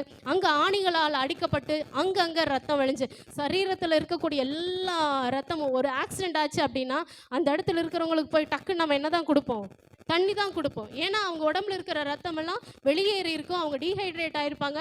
நாவு மேல்வாயோடு ஒட்டிக்கொள்ளும். அதனால அவங்களுக்கு தேவை அந்த இடத்துல என்ன தான்? தண்ணி தான். அந்த தாகத்திற்காக அவர் கேட்குறாரு, எனக்கு தாகமாக இருக்கிறது. சரியா? அந்த தாகத்திற்கு அவர் கேட்கும்போது அவங்களுக்கு என்ன கொடுக்குறாங்கன்னா காடியை கொடுக்குறாங்க. அந்த கசப்பான காடி என்னத்துக்குன்னா, அந்த ரோமர்கள் வந்து ஒரு இரத்த பிரியர்கள். சரியா? அவங்களுக்கு கொடுக்குற தண்டனையில் உடம்புல இருக்கிற ரத்தம் ஃபுல்லாக வடிய வச்சு அவங்க வேடிக்கை பார்த்து அழகு பார்க்குறவங்க தான் இந்த ரோமர்கள். அவ்வளவு கொடூரமான குணம் கொண்டவர்கள். இந்த காடியை குடிக்கும்போது என்ன ஆகும்னா பிளட்டு கிளாட் தொட்டு ரத்தம் கூட நிறைவேறுது. சரியா? அந்த தீர்க்க தரிசனி நிறைவாயிருக்கிறவன் ஒரு காலும் தாகமடையான். அவர் தாகமே வராதுன்னு சொன்னவருக்கு இந்த சிலுவையினால், நல்ல கவனிங்க, இந்த சிலுவையினால் அவருக்கு ஏற்பட்ட தாகம் அல்ல, அவருக்கு தாகமா இருந்ததினால் தான் தன்னை சிலுவையில் அறையும்படி நமக்காக ஒப்பு கொடுத்தார். அவருக்கு தாகமா இருந்ததினால்தான் பிதாவின் வலது பார்சத்திலிருந்து இறங்கி வந்து சிலுவையில் அறையும்படியாக தம்மை ஒப்பு கொடுத்தார். தாகமா இருந்தார்னா எப்ப இருந்து தாகமா இருந்திருப்பார்? தாகமா இருந்தா அங்கிருந்து வந்தார்னா எப்ப இருந்து தாகமா இருந்திருப்பார்?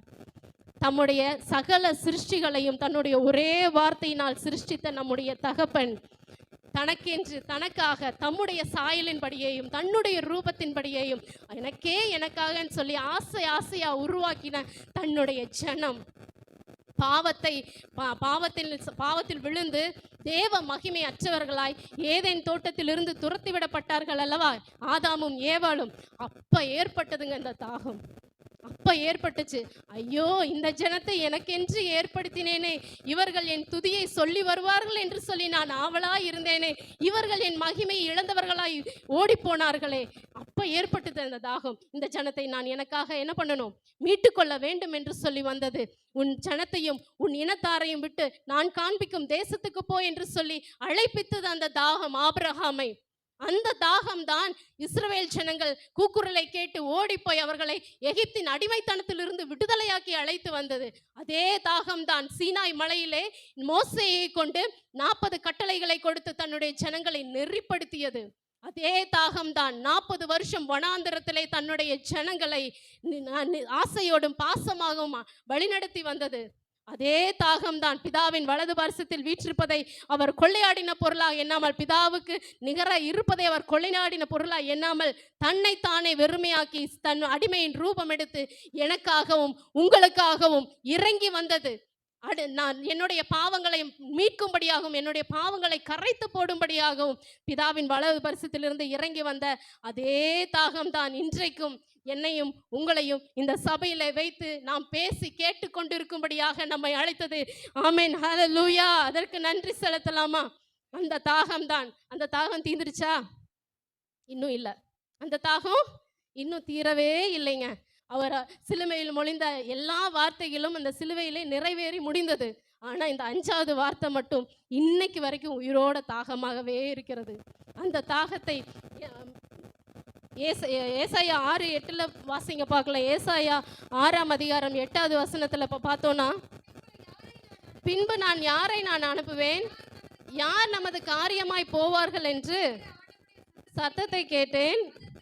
அதற்கு நான், இதோ அடியேன் இருக்கிறேன், என்னை அனுப்பும் என்றார். இதோ அடியேன் இருக்கிறேன், என்னை அனுப்பும் என்று சொல்லி தாகத்தோடு நான் தான் போக முடியும். என் ஜனங்களை மீட்க வேற யாரும் போக முடியாது, நான் தான் போகணும், நான் தான் போய் அவர்களை மீட்கணும் என்கிற அந்த தாகம் ஆண்டவருக்குள்ள இன்றும் உயிரோடே இருந்து கொண்டு இருக்கிறது. இப்போ ஒருத்தர்கிட்ட பேசணும்னு வைங்களேன், நாமளே கஷ்டப்பட்டு நம்ம விசுவாசத்தை ஒரு 4 காலு கொடுத்து தக்க வச்சு நின்றுட்டு இருப்போம். அப்பா எப்படியோ இது நடக்கும், அப்போ ஆண்டவரே நடக்கும் அப்படின்னு சொல்லி நம்ம ஃபுல் பேலன்ஸில் நின்றுட்டு இருப்போம்.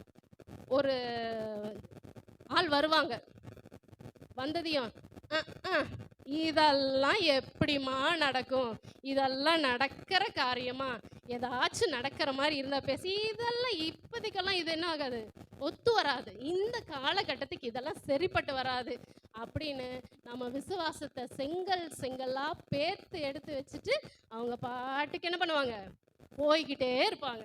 ஆனால் ஒரு சிலர் பார்த்தீங்கன்னா அவங்கக்கிட்ட பேசும்போது நம்மளால முடியாது, இனி அவ்வளோதான், இதை க்ளோஸ் பண்ணி வச்சிடலாம் அப்படின்னு நம்ம ஃபீல் பண்ணிட்டு இருக்கும்போது அவங்கக்கிட்ட பேசணுன்னா நம்மளுக்கே ஒரு பாசிட்டிவ் வைப் வரும். இதுதானே, சிம்பிள் தான், இதை சீக்கிரம் முடிச்சிடலாம், பண்ணு பண்ணு பண்ணு அப்படின்னு சொல்லி நம்மளை என்ன பண்ணுவாங்க, நம்மளை என்கரேஜ் பண்ணுவாங்க, நம்மளை எந்த கொடுப்பாங்க. அப்போ நம்மளுக்கு என்ன ஆகும்னா அந்த பாசிட்டிவ் வைப் நம்மளுக்குள்ளாரையும் வரும். இந்த நெகட்டிவாக இருக்கிறவங்க இடத்துல நெகட்டிவ் வைப் வரும், பாசிட்டிவாக இருக்கிறவங்க இடத்துல பாசிட்டிவ் வைப் வரும். வசனமே இருக்கு, நல்ல மனுஷன் தன் நல்ல இருதயமாகிய பொக்கிஷ சாலையிலிருந்து நல்லதையே எடுத்து பேசுகிறான். சட்டியில் என்ன இருக்கோ அதுதான் அகப்பையில் வரும். இருதயத்தின் நிறைவினால், ஆமா தானே? அதே மாதிரி தான் ஆண்டவருடைய இருதயத்தில் என்ன இருக்குன்னு பார்க்கலாம். இந்த இன்சிடென்ட் எல்லாருக்கும் தெரிஞ்ச ஒன்று தான். யோவான் 4ஆம் அதிகாரம், இப்போ வாசிக்க வேண்டாம், நான் யோவான் 4ஆம் அதிகாரத்தில் ஒரு ஸ்திரீ இருக்காங்க, சமாரியா நாட்டில் ஒரு ஸ்திரீ இருக்காங்க. அவங்க தண்ணீர் மொண்டு கொள்ளும்படியாக ஒரு கிணத்துக்கு போகிறாங்க. அவங்க யாரும் தன்னை பாத்திரக்கூடாதுங்கிறதுக்காக, அவ்வளவு நல்ல ஸ்திரீ அவங்க, தனக்கு ஒரு 4-5 புருஷர்கள் இருக்கிறாங்க. இதை வெளியில் இருக்கிறவங்க பார்த்தா என்ன பண்ணுவாங்க, நம்மளை கேலி கிண்டல் பண்ணுவாங்கன்னு சொல்லி மனுஷர்களுடைய பார்வையிலிருந்து தன்னை விலக்கி கொண்டு யாரும் பார்க்காத நேரமாக பார்த்து தண்ணீர் மொண்டு கொள்ளும்படியாக கிணத்தை அருகே வருகிறார். அந்த நேரமா பார்த்து சுற்றி திரிந்து களைப்போட ஆண்டவர் வந்து என்ன பண்றாரு, அந்த கிணத்துக்கிட்ட உட்காந்து எனக்கு தண்ணி தாமான்னு கேட்கிறாரு. கொஞ்ச நேரம் தாங்க, ஒரு ஒரு ஒரு ஃபியூ மினிட்ஸ் தான் அவங்க வந்து கான்வர்சேஷன் பண்ணியிருப்பாங்க. அந்த அம்மா யார், மனுஷர்கிட்ட மறைந்து, மனுஷர்களுடைய கண்களுக்கு மறைந்து நான் வந்து தண்ணீர் மொண்டு கொள்ளணும்னு வந்து பேசிட்டு இருந்த ஸ்திரீ, சித்த நேரத்தில் அவங்களுக்கு என்ன கிடைச்சிருது, ஒரு வெளிப்பாடு கிடைக்குது. அவங்க என்ன சொல்றாங்கன்னு பாருங்க. லூக்கா 4ஆம் அதிகாரத்துல, நீர் தீர்க்கதரிசி என்பதை காண்கிறேன்ங்கிறாங்க. நீர் தீர்க்கதரிசி என்பதை நான் காண்கிறேன்னு சொல்லி ஒரு வெளிப்பாடு அந்த அம்மாவுக்கு கிடைக்குது. அடுத்த செகண்டே நம்ம பெண்களுக்கு வந்து ரொம்ப முக்கியமா, பெண்களுக்கு வந்து குழாயில் தண்ணி வந்துருச்சுன்னா அடுப்பை ஆஃப் பண்ணிடுவோம், துணி துவைக்கிறத விட்டுருவோம், வேற எந்த வேலை செஞ்சாலும் அதை விட்டுட்டு ஃபர்ஸ்ட் என்ன வேலைக்கு தான் போவோம், தண்ணி மொண்டு கொள்ள தான். ஏன்னா குழாய் அடியில் நம்ம கோல்டு மெடல் வாங்கினவங்க.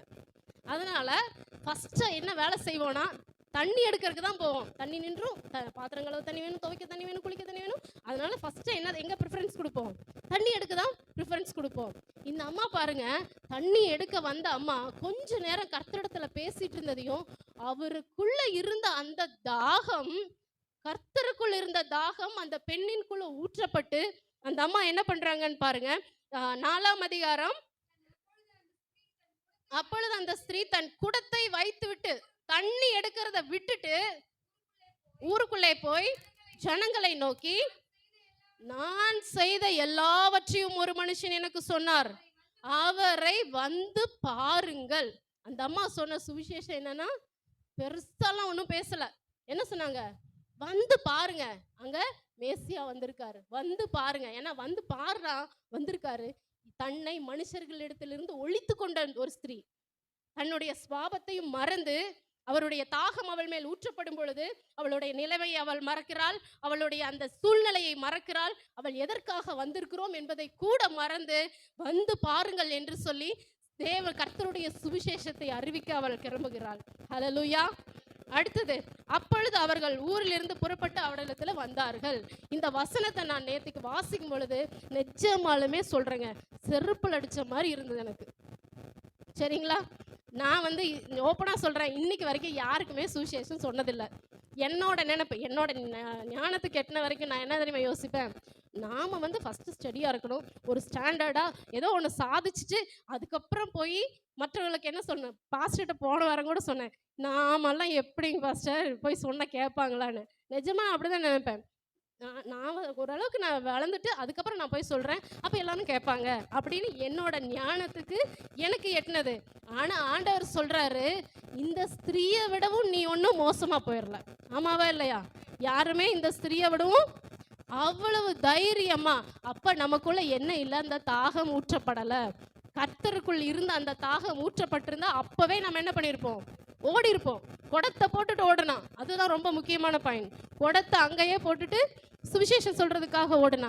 நான் நினைப்பேன், நான் வந்து நம்ம நல்லா வளர்ந்துட்டு அப்புறம் போய் சுவிசேஷம் சொன்னோன்னா எல்லாரும் கேட்பாங்க. ஆண்டவர் சொன்னார், அவள் ஒன்றும் பெரிய எதுகை மோனையில் எல்லாம் பேசலை, கவிதை நயத்தோட பேசலை, பெரிய பிரசங்கமெல்லாம் பண்ணலை. ஆமாவா? என்ன சொன்னா, வந்து பாருங்கள். என்ன சொன்னா, வந்து பாருங்க. அவர் ஒருத்தர் வந்து என்னோட ரகசியங்களை எல்லாம் வெளிப்படுத்துறாரு, வந்து பாருங்க, அவரிடத்துல ரட்சிப்புண்டு, வந்து பாருங்க, அவரிடத்துல பரலோக ராஜ்யம் இருக்கிறது, அவருக்குன்னு தனியா ஒரு ராஜ்யம் இருக்குது, வந்து பாருங்க, நம்மையும் மனவாட்டியாய் அவர் ஏற்றுக்கொள்ளுவார், வந்து பாருங்கள். வேற ஒண்ணுமே சொல்லல, அவ வந்து பாருங்கள், அவ்வளவுதான் சொன்னான். ஆமாவா? அப்ப நான் என்ன, ஆண்டவர் சொன்னாரு, உன்னோட குவாலிஃபிகேஷன் எனக்கு தேவையில்லை, உன்னோட பேக்ரவுண்ட் எனக்கு தேவையில்லை, நீ உன்னோட பேச்சு திறமை எனக்கு தேவையில்லை, உன்னோட எக்ஸ்பீரியன்ஸ் எனக்கு தேவையில்லை, எனக்கு தேவையெல்லாம் யார் தான், நீ மட்டும்தான். நீ வந்தா போதும், மற்றதெல்லாம் நான் பார்த்துக்குவேன். நம்மளால போய் ஒரு மனுஷன் ரசிக்க முடியுமா? நம்ம போய் ஒரு மனுஷனுடைய இருதயத்தில் மாற்றத்தை கொண்டு வர முடியுமா? நம்ம அவனுக்கு ஞானஸ்தானம் பண்ணும்படி தூண்ட முடியுமா? ஒன்றுமே நம்ம பண்ண முடியாது. நாம் ஒரு வேட்டு சொல்ல போனோன்னா, இந்த குழந்தைங்க விளையாடும் போது, இந்த பெரிய பசங்க விளையாடும் போது, இந்த நிறைவானன் செட்டெல்லாம் போய் நானும் வரேன்பாங்க. அந்த பசங்க என்ன பண்ணுவாங்க, தொல்லை தாங்க முடியல, சரி வாடா அப்படிம்பாங்க. அதுக்கு பாட்டுக்கு ஏதோ ரூல்ஸ் ஃபாலோ பண்ணி விளையாடிட்டு இருக்கும். இதுக்கு என்ன பண்ணுவோம், இதுக்கு பாட்டுக்கு விளையாடிட்டு என்னமோ இவங்க ஜெயிச்ச மாதிரி ஒரு என்ன பண்ணுவாங்க, சந்தோஷமா இருப்பாங்க. அது மாதிரி தான் ஆண்டவர் நம்மளை கூப்பிடுறாரு.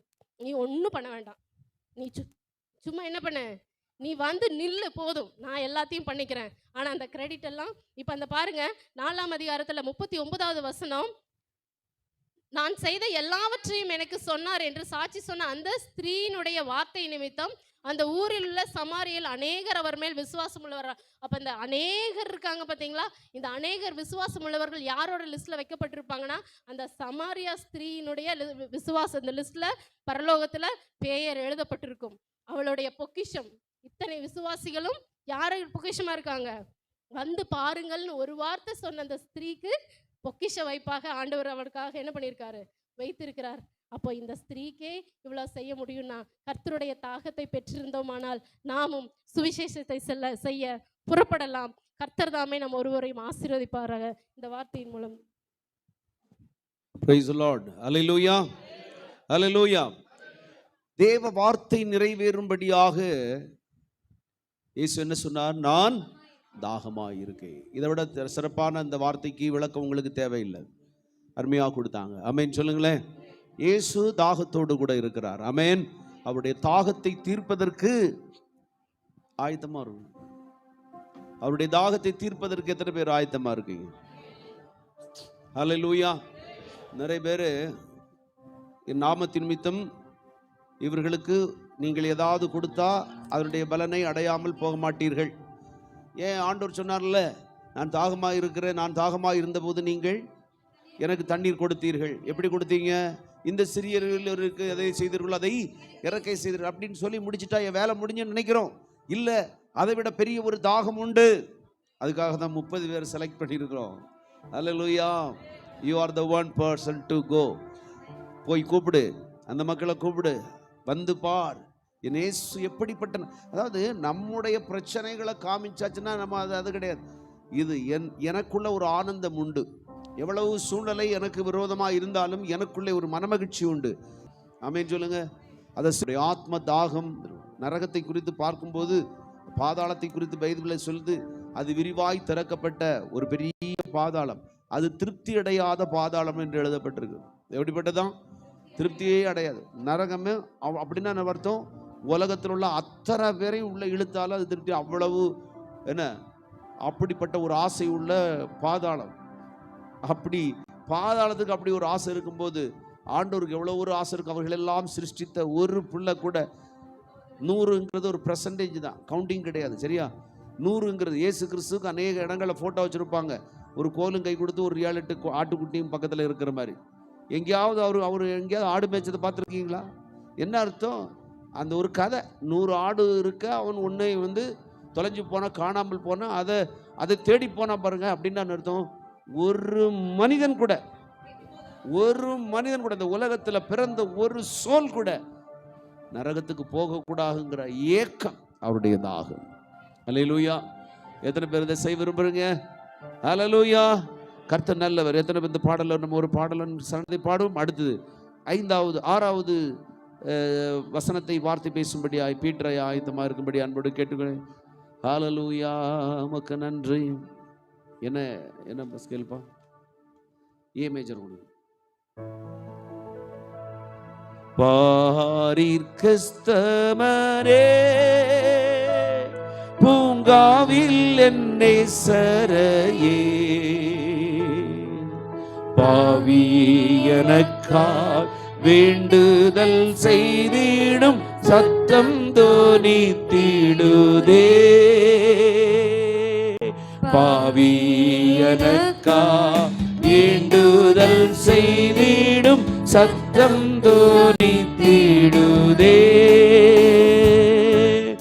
தேகம் எல்லாம் வருந்தி சோகம் அடைந்தவரா, தேகம் எல்லாம் வருந்தி சோகம் அடைந்தவரா, தேவாதி தேவன் ஏக சுதன் படும் பாடுகள் எனக்காக, தேவாதி தேவன் ஏக சுதன் படும் பாடுகள் எனக்காக, பாரிர்கஸ்தமரே பூங்காவில் என்னை நேசரையே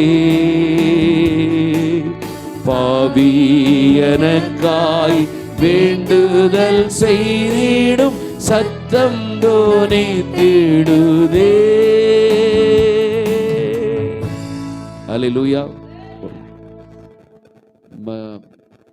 எல்லாரும் பிள்ளைகள் எல்லாம் நல்ல ஆண்டுடைய வார்த்தைகளை பேசுகிறவர்களாய் அடுத்தவர்களுக்கு சொல்லக்கூடிய ஒரு தாகம், தியானம், ரெண்டாவது என்ன சொல்ல ரிவலேஷன், வெளிப்பாடுகள் நிறைந்த பிள்ளைகளாக வளர்றதை பார்க்கத்தான் ரொம்ப சந்தோஷமா இருக்கு. ஆமென்.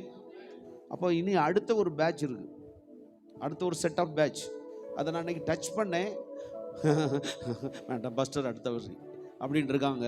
அப்போ அடுத்த வருஷம் அடுத்த நெக்ஸ்ட் செட் ஆஃப் பேட்ச் வந்து ஆயத்தமாகணும்னா நம்ம எந்த அளவுக்கு வேதத்தை படிக்கணும். என்ன மனோஜ் அப்படித்தானே? ஜீவா உடனே அங்கே பார்க்குறீங்க. ஜீவா நீங்களும் வரணும். என்ன ஏன் முடியாதுன்ற? அல்லேலூயா. நம்மவும் ஆண்டவரை அறிவிக்க தானே பிறந்திருக்கோம். ஆண்டவர் உங்கள் அம்மா வயிற்றுல ஒன்று தெரிந்து கொண்டதுக்கு காரணமே உங்களை கொண்டு ஏதாயிலும் ஆண்டவர் மற்றவங்களுக்கு பிரயோஜனமாக தான் ஆண்டவர் உங்களை படைச்சிருக்கிறார். சரியா? அப்போது நம்ம அதுக்கு ஆயத்தமான என்ன பண்ணணும்? we have to listen the word of God. கடவுளுடைய வார்த்தையை கவனிங்க, ரெண்டாவது தேடுங்க, புரட்டுங்க, அதன் மேலே தாகமாக இருங்க, வாஞ்சியாக இருங்க. டைம் கிடைக்கும் போது அதை ரெஃபர் பண்ணுங்க. வேதம் என்ன இப்படியெல்லாம் சொல்லி இயேசு எவ்வளவு நல்லவர், அதை நீங்கள் சந்தோஷமாக அப்படியே ரெடி பண்ண பாருங்கள். இப்போ கிராஜுவேட்ஸ் எல்லாம் பெருகிட்டே இருக்காங்க. ஜேம்ஸ் ஒரு கிராஜுவேட்டு, ஜீவா ஒரு கிராஜுவேட், எல்லாமே அருமையான தம்பி ஜெபாஸ்டின் ஒரு கிராஜுவேட், எல்லாருமே டிகிரி ஹோல்டர்ஸ். அப்படி தானே? ஜெபம் மல்லர் இருக்கீங்க, எல்லாருமே படித்து எல்லாம் ஒரு பொசிஷன் வந்தாச்சு. ஆமென் சொல்லுங்க. அப்போ இன்னும் பேந்த மாதிரி இருக்கக்கூடாது, கம்ப்ளீட்டாக ரெஃபர் பண்ணணும். எல்லாம் நல்லா ரெஃபர் பண்ணி உங்களை ஆயத்தப்படுத்த வேண்டும். ஆமென். அல்லேலூயா. சரியா? அதனால் பிரவீன் அப்படி தானே? அடுத்த வருஷம் இப்படி தலையாட்டக்கூடாது, ஆயத்தமாடணும். நல்ல ஆவியினால் நிரப்பப்பட்டு வைராக்கியமாய் ஆண்டுடைய வார்த்தைகள் இதெல்லாம் வந்து ரொம்ப ஒன்றும். நீங்கள்லாம் சைமனெல்லாம் ஒரே பேட்ச் தானே? சைமன்லாம் நீங்கள்லாம் ஒரே டைம் ஒரே வயசு தான். சைமனுக்கு ஆண்டவர் கிருபை கொடுத்தாருன்னா உங்களுக்கு அந்த கிருபை தருவார். அப்படி தானே? ஆயத்தமாகணும். அடுத்த ஆண்டிலே அடுத்த பேட்ச் தான் நம்ம பண்ண போகிறோம். அதனால் இந்த தடவை பாருங்கள் எவ்வளவு இன்னும் அவங்க இனிமேல் வந்து சபையில் மட்டும் இல்லை, வெளியிலே அநேகம் பேர். அல்லேலூயா. சின்னவன் 1000 பலத்த சாதி, ஒரு பலத்த சாதியை கர்த்தர் நமக்கு கொடுக்க போறார். ஆமென் சொல்லுங்க. இறங்கணும், இறங்கி அடிப்போம். கடைசி காலத்து ஆண்டவர் வருகிற, நான் சொன்ன மாதிரி போன வாரத்தில் ஏசாயாவில் இருந்து ஒரு வசனத்தை சொன்னாங்க. என்ன? உராய்ஞ்சுகிற ஒரு பட்சியை கிழக்கிலிருந்து எழும்பும், என் ஆலோசனை நிறைவேற்றுகிற மனுஷனை தூர தேசத்திலிருந்தும் புறப்பட பண்ணுவேன், அவன் என் திட்டத்தை நிறைவேற்றுவான். என் திட்டம் யாருடைய திட்டம்? அவர் திட்டம், அவர் நிறைவேற்றுவாரு. நான் சொன்னேன், நான் செய்து முடிப்பேன். புரியுதா? ஊழியம் அவருடையது, அவர் மேல பாரத்தை வச்சுட்டு லெட்ஸ் ஸ்டார்ட், அவ்வளவுதான். ஆமென் சொல்லுங்க. நிறைய காரியங்களை நம்ம சொல்ல முடியும், நேரம் ஆகிறபடினால் நான் இதை முடிக்க விரும்புகிறேன். எல்லாரும் எழுந்து நின்று உட்காந்துக்காங்க. கடைசி அவர் பாடலை பாடி நம்ம முடிப்போம். மேலே தம்பிமார்கள் எப்போ சொல்லுவாங்க, இந்த கடைசி பாட்டை நீங்கள் இதை பாடி தான் முடிக்கணும் அப்படின்னாங்க. இல்லைன்னா இதை பாடியிருக்க வேண்டியது கூட இல்லை. நம்ம எல்லாருக்கும் தெரிந்த ஒரு பாடல், தேவாலய திரை 2 கிழிந்தது இல்லையா? உருகாதோ நெஞ்சம் அவர்தானே தஞ்சம், உனக்காக பலியாக வந்தார் என்றதான பாடலை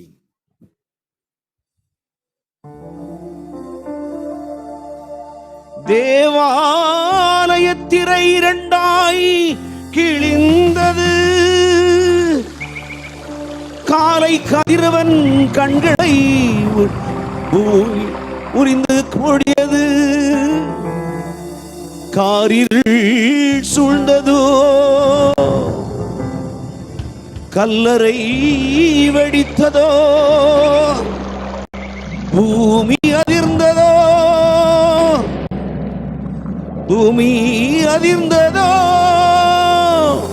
உத்தமர் இயேசு துடிக்கின்றார். உருகாயோ